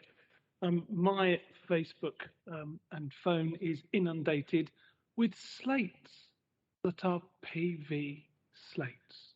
So the longer we wait with this, the more technology keeps up with how we might like to do it. And I agree. I found it strange that we're talking about PV because I was told ages ago that we can't discuss PV, we can't put it on. But here we are discussing it because we can talk about the way it's done, but we can't actually ask people to put it on there. We can do this. I think we should. But I do think, I heard Rob say, we're right near a heritage area, but we're not in it. And if we need these policies to be changed, then after this item, I suggest we kick it off and make it happen from this committee. Thank you. Thank you, Councillor Cox. Councillor Russell. Thank you, Chairman. My question might be quite a naive one, but I'm sorry, I listened to you all, but I still don't get the answer, so I'm going to ask it. The choice, as I thought it was the less number for the flush panels. But now the applicants seem to say that we could have the bigger number with the flush panels. Is that correct? So they look better and we can now have the big amount as well. I just wanted to check that. I didn't know if the choice was the ones that go on top for the big amount, the flush ones for the lower amount, but the applicants seem to say that we could have the flush ones for the bigger amount. And I just wanted to check that, sorry. Or the officer can answer that. Yeah, what the situation is, the application that came in originally, the objective was net zero, and for that they need 354 panels. Whether they're flush or lay on afterwards, they are the same effect on the zero. The difference is by adding in the panels as you build the properties, you can have them integrated. If you build the properties and then have to use your PD rights, properties have got to be finished with a full roof on, and then you can't put your panel on top. So they would look less aesthetically pleasing to do the two-stage process. So that's the argument that the agents put forward. Just asking, are the less, originally they're both flush, the less. Yes, sorry, yes. So the planning application would only be for flush panels. Sorry. Just in terms of the what's been moved in terms of the vote, if members are keen to see the original scheme, which obviously we have received, but we superseded the drawings, but an alternative would be to delegate that to officers to negotiate to get back to the original scheme rather than coming back to committee. I don't know. Thank you, Mrs. Geary. Councillor Jeffrey, floor is yours. Thank you. I mean, it beggars belief that we're having a discussion about less solar. I'm not going to get angry, but I just bonkers, frankly.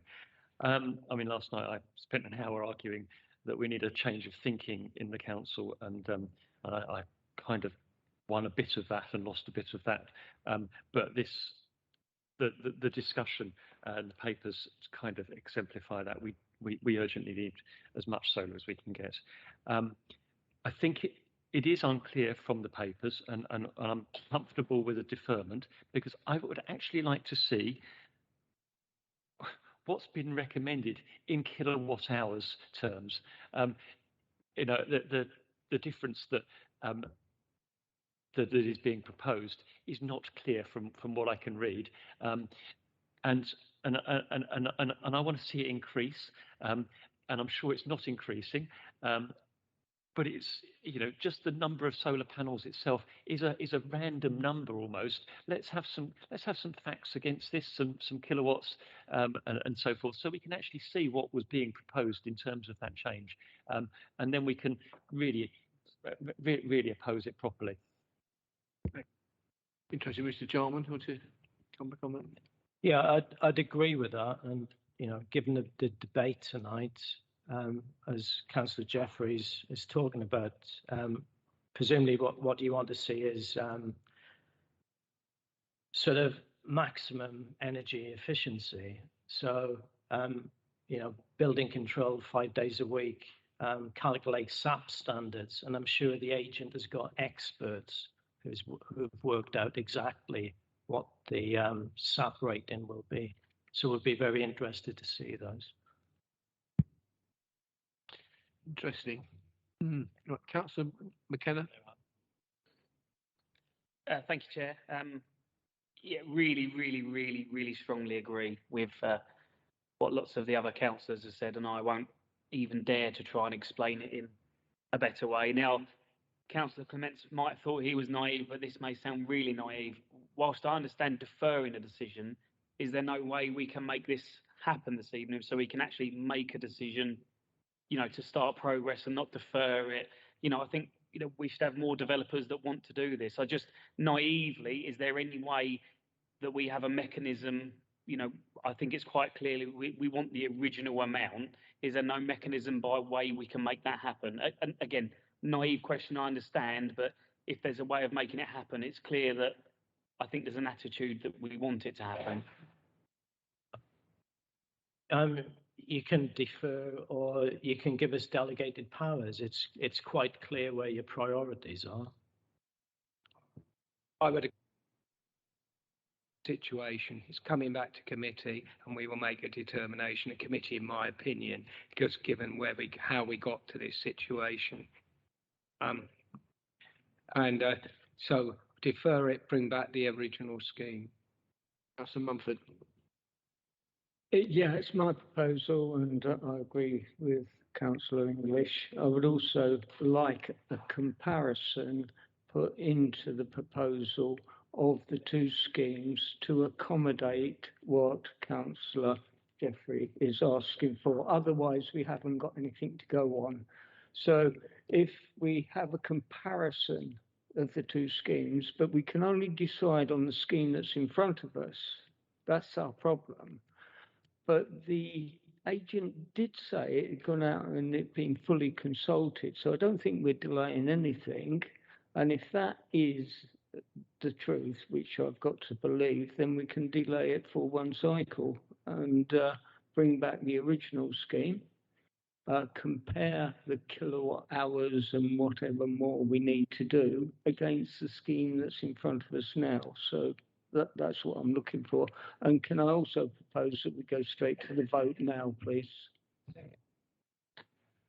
Right. So are members all clear? We are deferring for the previous scheme to be brought back before us. Okay, votes in favour? I think that is unanimous, members. Thank you. There weren't any votes against. Thank you.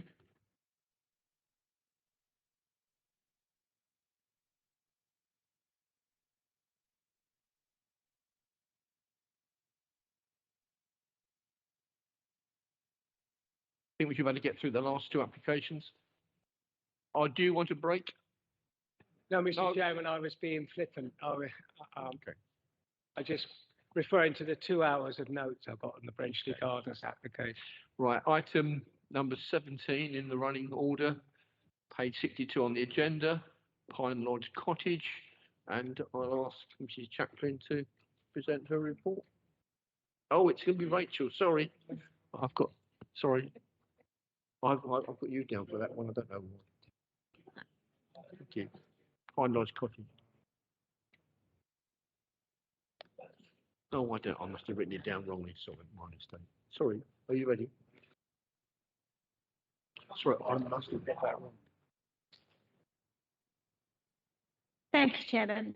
The application relates to a retrospective application for the conversion of a single dwelling house to 3 flats, one which will be 1 bedroom, one which is 1 bedroomed, and 2 2-bedrooms. The site is within the Maidstone urban area in a sustainable location. Site plan.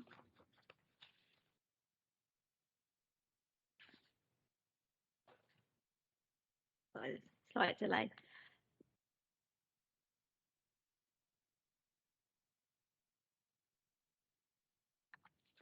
The site plan here shows the application buildings here and here. You've got Pine Lodge Cottage here, which is also in the ownership of the applicant. That was converted to 6 self-contained flats under a 2011 permission. The site is on Summerfield Road, which is a private road here to the north. Shows the site layout plan. You've got the 1.5 story building here, which has been converted to 2 flats, and single story former garage ancillary building, which has been converted to 1 flat. You've got the amenity area here, which is shared between both properties, all 3 properties. There's a summer house here, which some members may remember coming to committee previously. These are the elevations of the existing building. This has been unchanged. So you've got the former garage here, which undergone previous consent for its conversion, and the 1.5 story building here.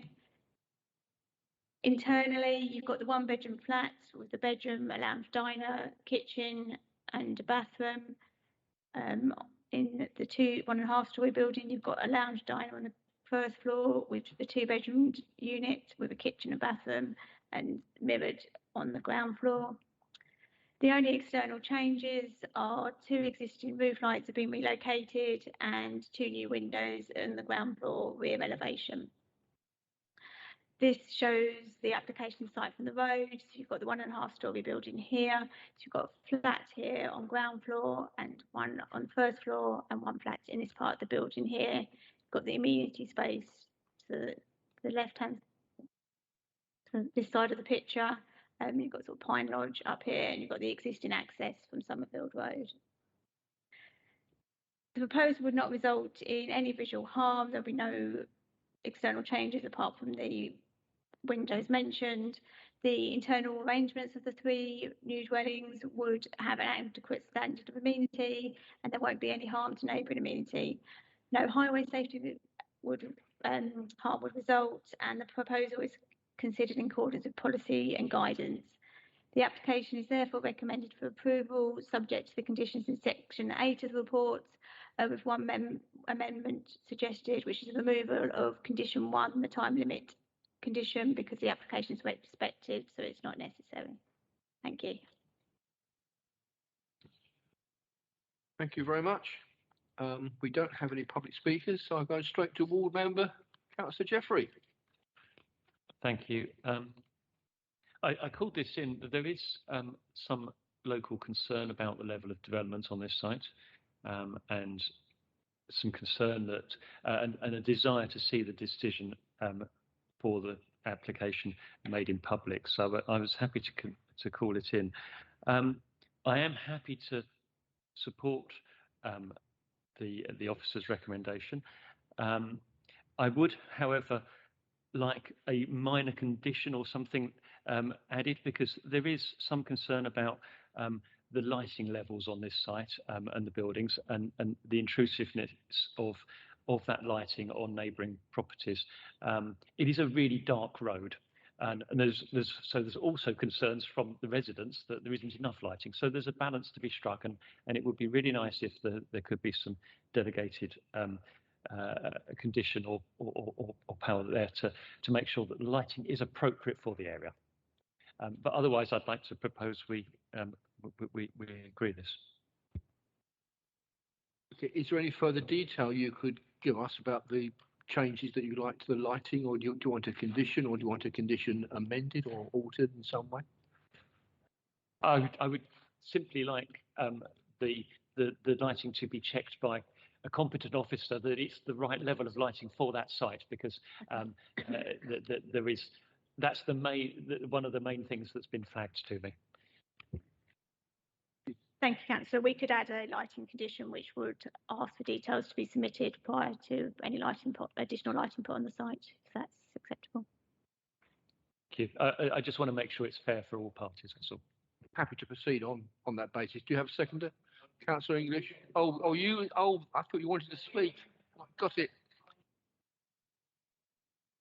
It's proposed, seconded. Vote in favour? You want to speak? Okay, sorry. Hello. Carry on. Hey. I don't know. sure I'm here. All I was going to say was where I live in our close, we've just installed some solar lighting, and it runs at 30% until you actually walk near it, or the fox walks near it, and then it lights up to full light, and then after so long, which is normally a couple of minutes, it dies back down to 30%. So that might be a consideration. And because it's solar lighting, you ain't got to plug it in. Don't cost nothing. Thank you for that gems of wisdom. Thank you very much, Councillor Kimmins. Right, votes in favour, please, of granting the permission. Sorry? Plus the lighting condition. That is unanimous. Votes against, none. Abstentions, none. Right, that is carried. Thank you.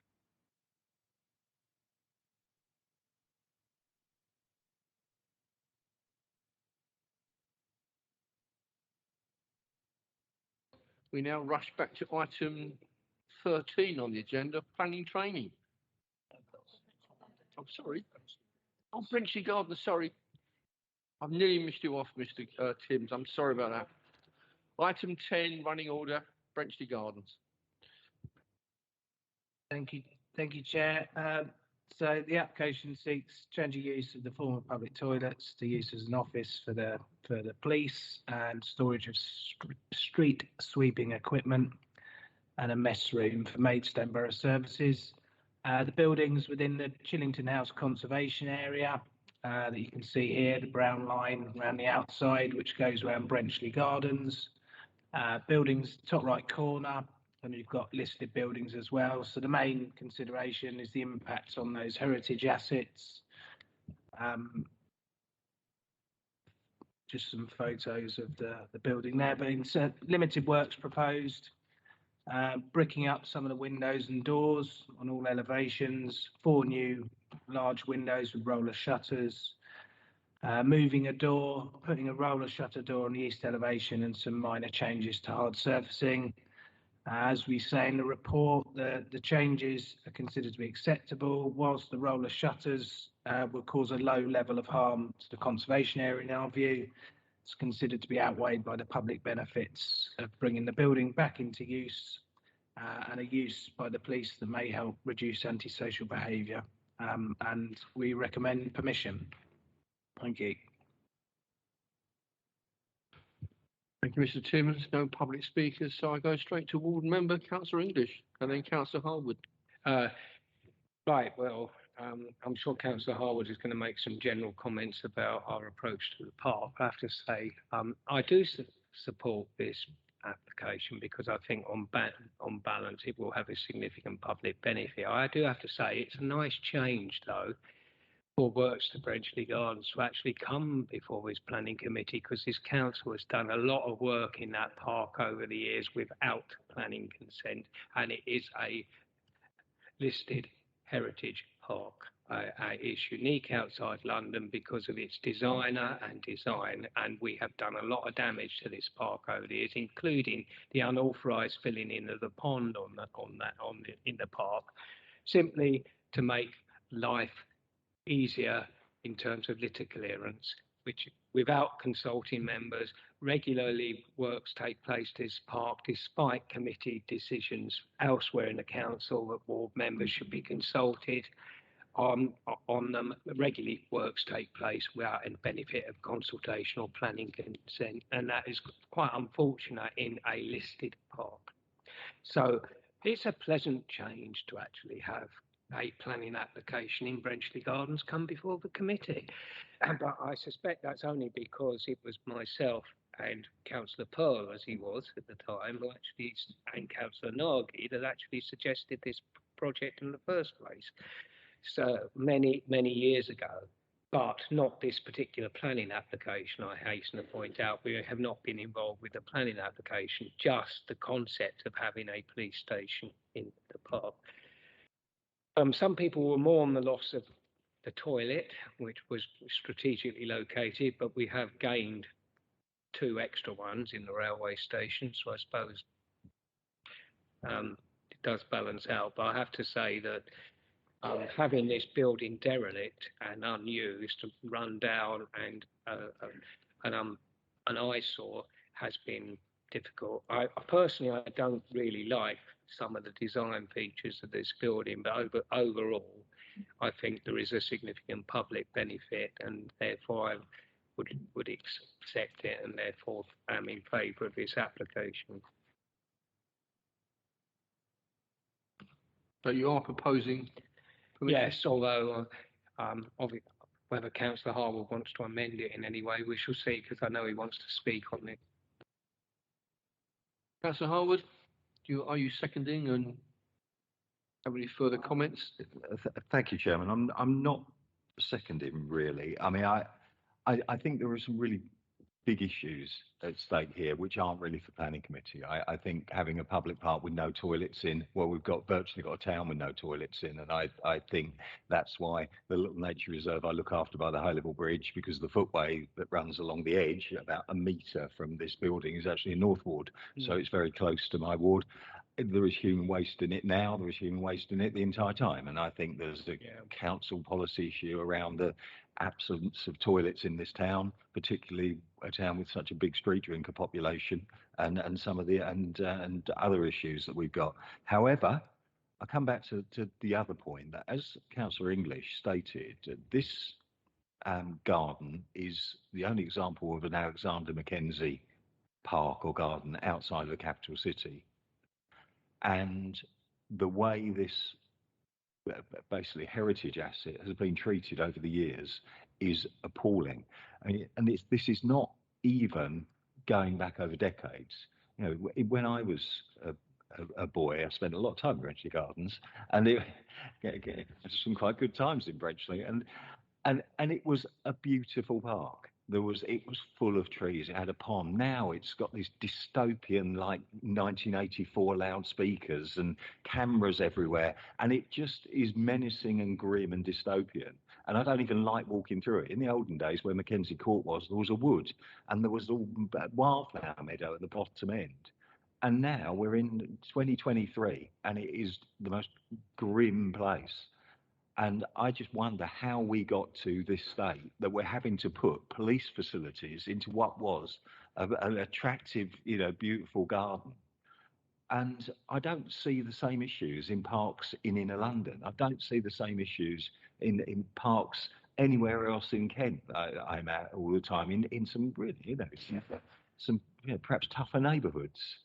And I think the way that the garden has been treated has led to the way that other people act and behave in that garden. And I think we as planners and need to get a grip of what has happened in here and look at photographs, not from the 19th century, look at photographs from the 1980s, the 1990s, and see how beautiful that place was, and look at it now. There's a significant malaise. I'm ambivalent, about this, because I mourn the loss of the toilet, and I don't think the building is very beautiful in this park. But it's just the general state that this space has been allowed to get into is frankly unacceptable. We've raised some very wide-ranging issues there, but the issue before us at the moment is to grant permission for the change of use. Councillor Kimmins? On listening to what Councillor Harwood has said, I remember when there was toilets everywhere, and there was also the toilets for the bus drivers. The Fountain pub used to have a toilet on the end of it, and also the pub round the corner as well, and pubs on Chetway. Everywhere you went there was a public toilet, and now they're as rare as, I can't say the word, but you know what I'm saying. And I just think to actually get this must be one of the last, apart from Moat Park, this must probably be one of the last parks with a toilet in it. Yeah, I know it hasn't been open for a long time, and most of our toilets are, like you say, closing down. Yeah, I don't think we're considering alternative uses. We're just considering the application that is. Yeah, I know we have to consider the application as it is, but I just think it's very sad. Okay, I think Councillor Jeffrey wanted to speak on this, then Councillor Mumford. Yeah, 2 brief points. The previous application, we discussed quite a lot about PV. What I can see is a slightly sloping roof that's south facing. So why on earth are we not putting PV on it? I'd rather like to see the application agreed with that addition. And just on the, and I was going to raise the toilets, but there is also the Weatherspoons, which we obviously pay for people to allow, but there are no signs from the park to Weatherspoons saying that park users can use Weatherspoons. So perhaps we could insist on a sign where the old block was, showing people where the new toilets are. Thank you. Right, Councillor, where are we? Mumford and then Cox. Yeah, I think Councillor English is looking for a seconder, and I will second his motion as long as he includes a condition for 10% renewable energy. We've got to put mouth where our money is. I mean, I think we should have that, and I'm quite happy to have the sign as well, pointing out where the new toilets are. So is that PV panels or 10%?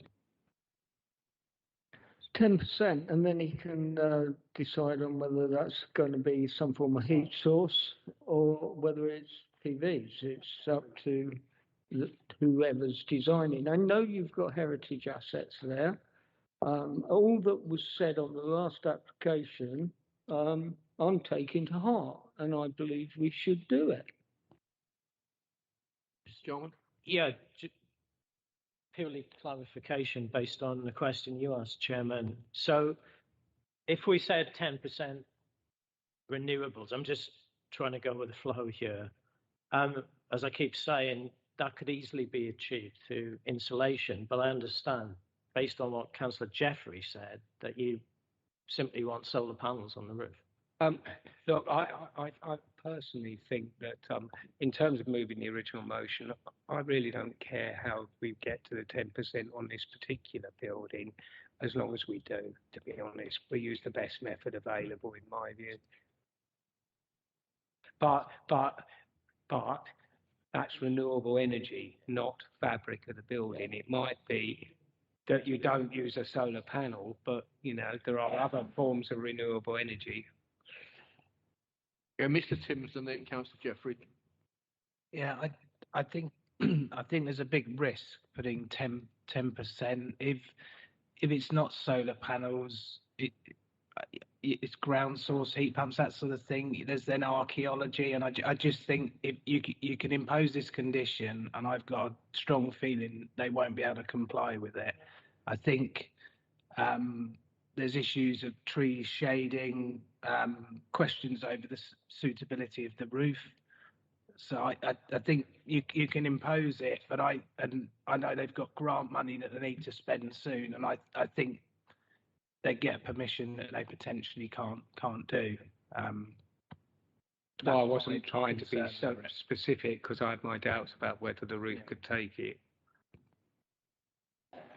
We also have section 73, so if it's not achievable, I suggest they come back with a section 73 to modify the condition. But I'd like to see the condition in there, especially after everything that we've said. So, just clarification. So you're sticking to the 10% renewable? Well, no. Yes.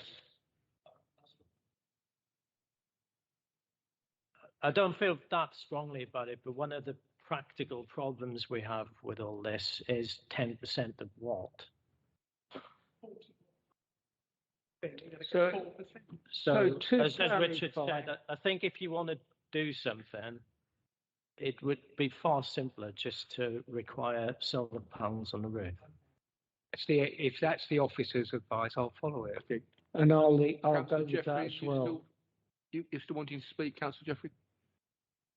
No, I'm happy now. I was wanting to really push the solar panels on the roof. It's nice. It's straightforward. It's an objective thing that we can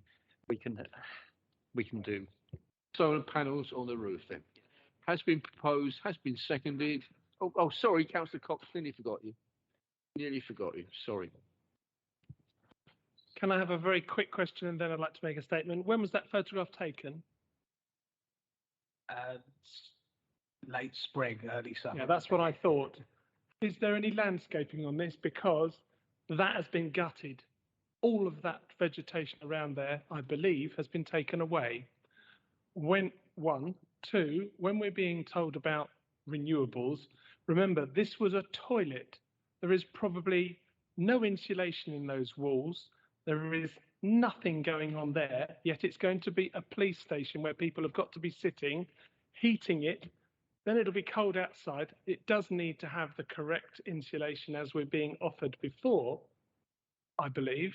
So it may be that we have solar panels, but obviously the treatment of the inside of the building should be habitable.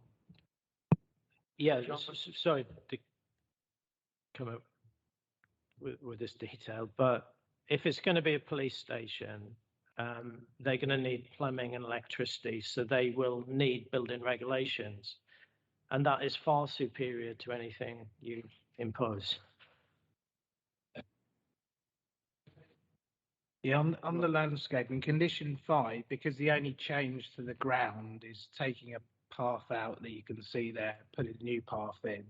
The landscaping condition therefore only specifically refers to that area. We can, if it has changed around it, we can just take that out so it's landscaping for the red outline around the site. I was only raising that because I totally agree with what Tony said. Because of what's been happening in there, this has been stripped and there is nothing really left of the park as it used to be. I totally concur with Tony. Just take out the part in brackets on 5 and then it's just landscaping generally. Right, now Councillor Holmes, and then we'll go to the vote. Thank you, Chairman. Just wanted to clarify before the vote. So we're saying we want the PV panels on the roof, and right, when it is a condition. But what we're also saying is, if when it goes to a structural survey and the roof can't take the solar panels, it'll come back under a section 73 potentially. Because I'm a bit lost with I like the ambition. I'm not knocking it, and I do want to put the condition on. But we kind of got to what's going to happen, and I don't want to have another 2-hour conversation about this conversion. To be fair, is it as simple as that? What we're doing? It's just chicken and egg, isn't it? Obviously, as you know, Councillor Holmes, roofs can be strengthened. So the structure can be strengthened to take the solar panels. Obviously, there's a cost involved, but I keep going back to the clear direction of travel you want. So.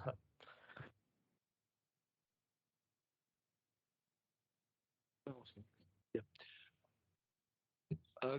Councillor Jeffrey, you were talking about a sign to do with Wetherspoons or something. I can't remember what that. I didn't quite catch what that was about.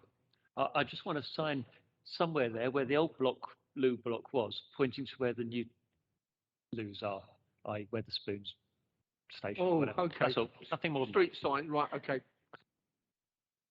Nothing to do with the determination of this application. No, completely. Okay, fine.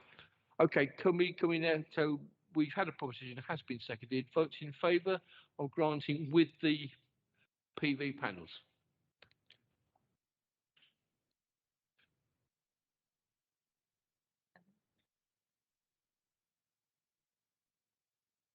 Abstentions? Oh, against, sorry. Abstentions?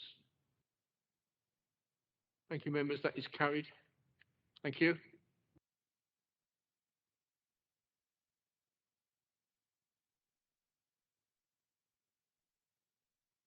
We can now rush back to item 4.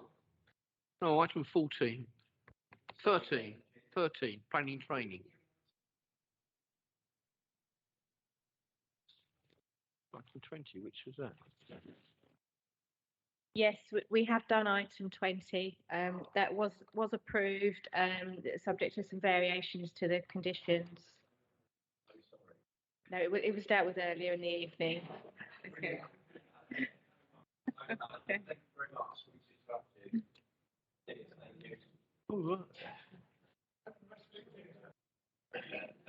Oh dear.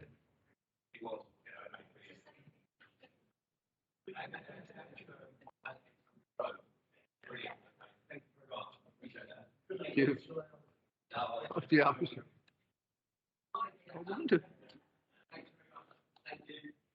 I wonder what they were sitting there for. Here, oh dear. Right. Item 13, Planning Committee training, Mr. Jarman. Yeah, a long night. I'll try and be as short as possible. So I'm sure members will have picked up that the main change to my recommendation compared to this time last year is mandatory training for experienced members. Why, you may ask?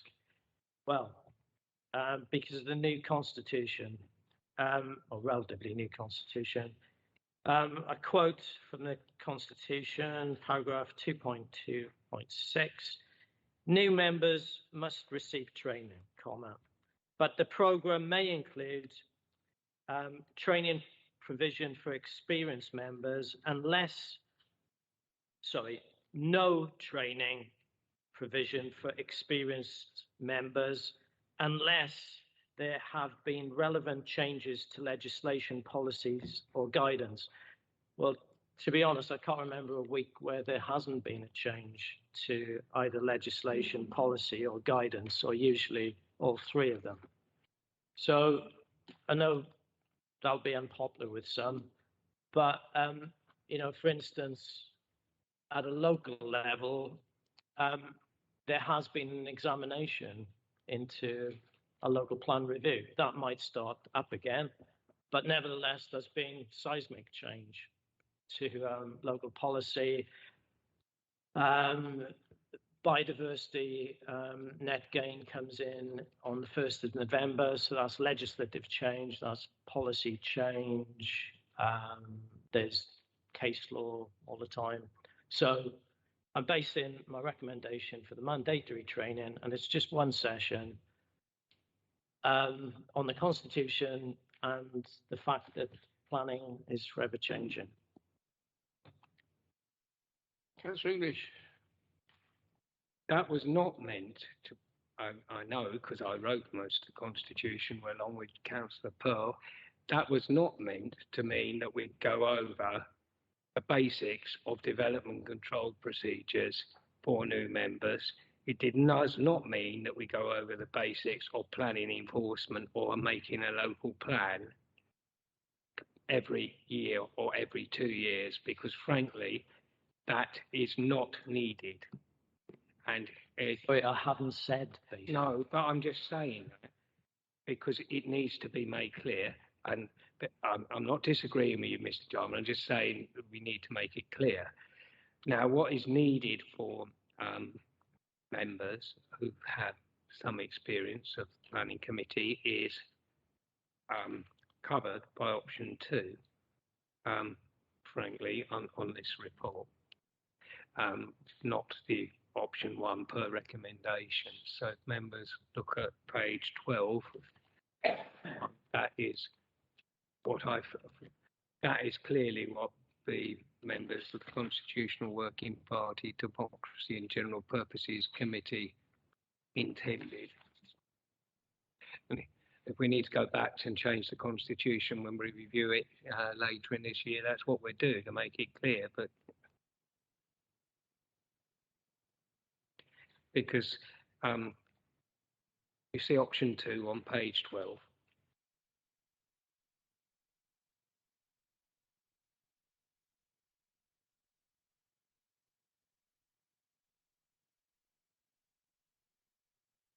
So you're proposing option 2, Councillor English? Yes. Sorry? Can I just make it clear what is being proposed? What is being proposed for, dare I say, experienced members is set out on page 14. It's the development plan, so that is in a state of flux, as I said, about the draft local plan review. Planning policies and guidance, legislation, planning conditions, grounds of refusal, enforcement, Section 106 agreements / SIL, and legal training, including judicial reviews. And I'm cognizant that members are experienced, so the training will be more advanced for experienced members. In fact, I've called it advanced, compared to, for want of a better term, newbies.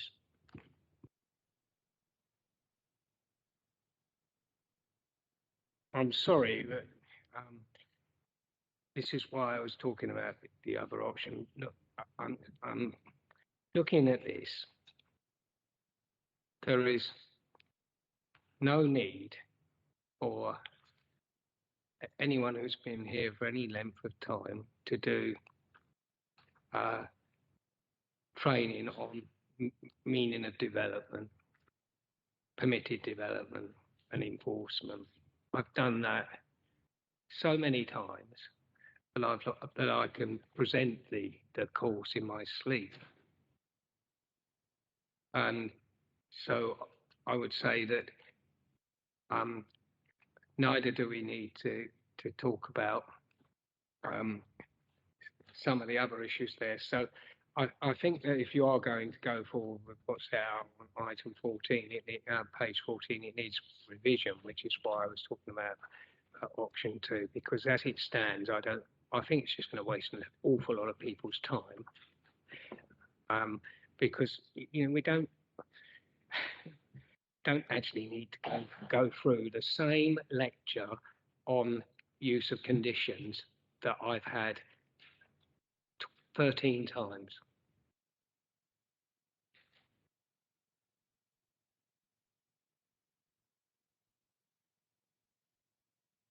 Yeah, sorry, I'm not here tonight to sort of force things on members. I'm a great believer in, providing the opportunity. But as I said before, I'm going on the Constitution. Well, I can only base on what was written. And secondly, I struggle to keep up with changes to legislation, to policies, et cetera, et cetera. I mean, very recently, safety has become a planning issue.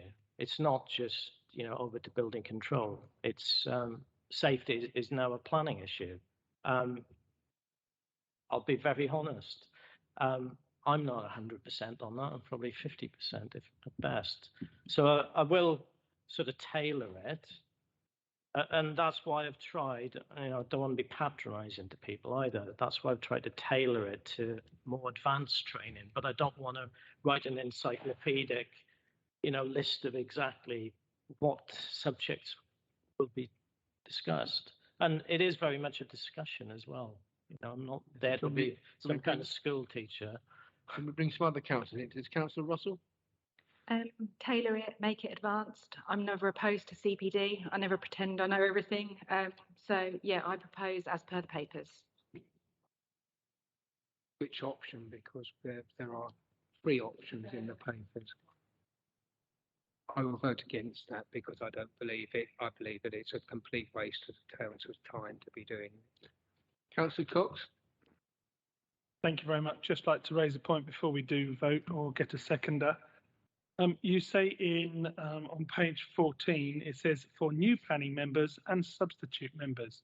Can't any member actually be a substitute now? Yes. So therefore they would have to go through. Why does it not also say this training would be very, very good for any member? Because if they're going to represent their residents at a planning committee meeting, I think it's important that they know. I know that's not in the Constitution. However, I just think it's worth a point to raise.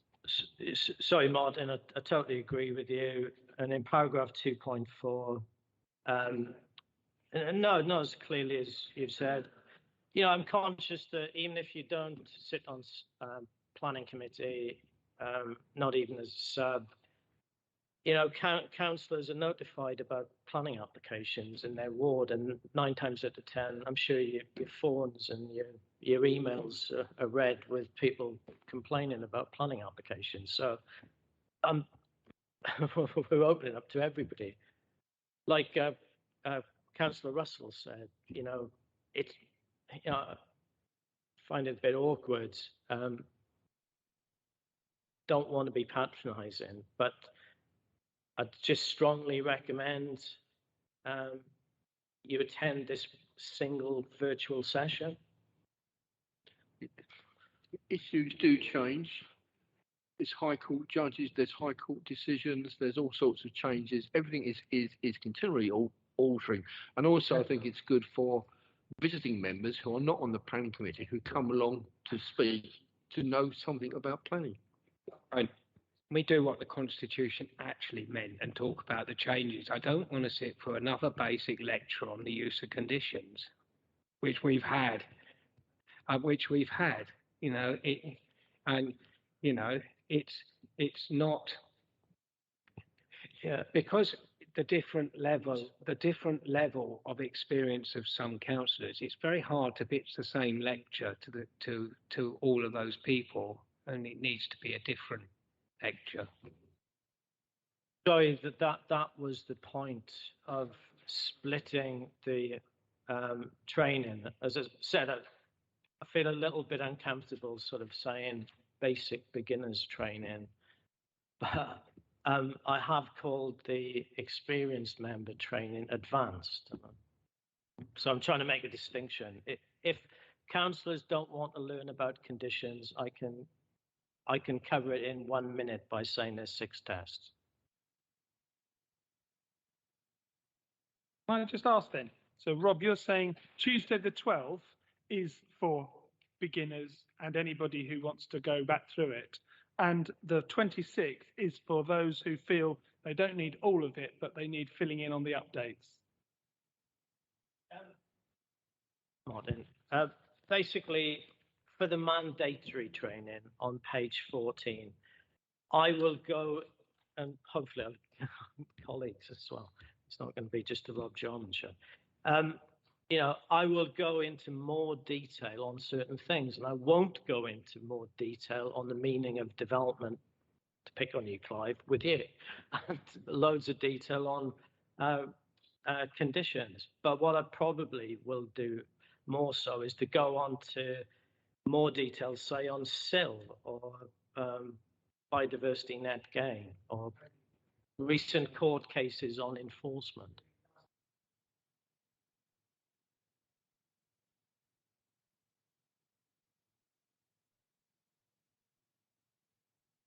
Does any other member have any profound thoughts? So we have a choice, members, between option 1 or 2. Sorry?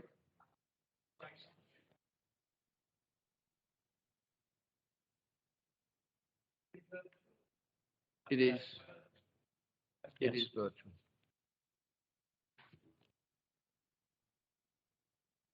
Can I sort of bring this to a conclusion by saying I second Councillor Russell in her proposal? Yep. And can I make another proposal that we go to the vote now, please? Well done, Councillor Mumford. Are there anyone else wish to speak? Has been proposed, seconded, votes in favour?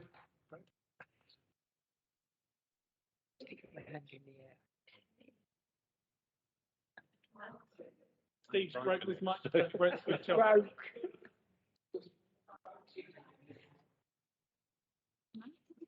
Votes against? You're hiding, Councillor Kimmins.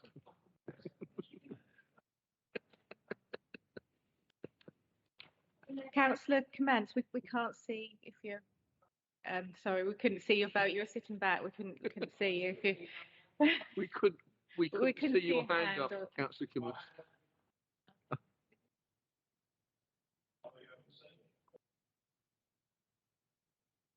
Right, that is carried. Yes, please. Yeah. Hey? Abstentions. Thank you, Councillor Kimmins.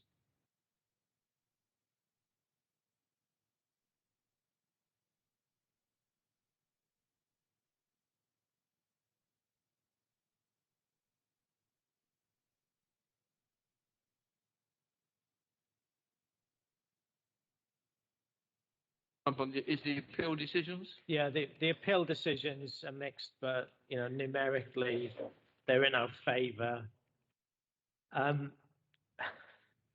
Dare I say it, it's not on the official training programme, but I realise that appeals are important, and we spend a few minutes, my fault, when we're all tired. I suggest sort of informally, now and again, we devote some time to discussing in more detail some of these appeal decisions. It's easy to say things in hindsight, but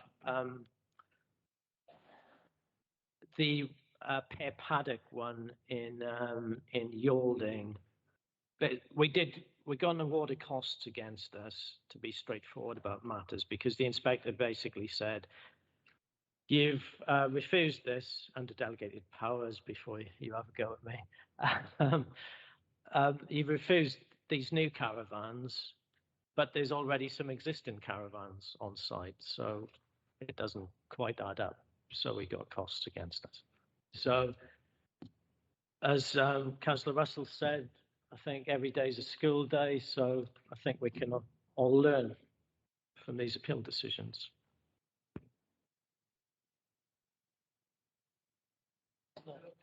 Does Councillor Mumford have anything to say about... Don't mention the war. Yes. Thank you, members. I think that's about it. Meeting is closed at 10:05. I know. Yeah, I need to do that.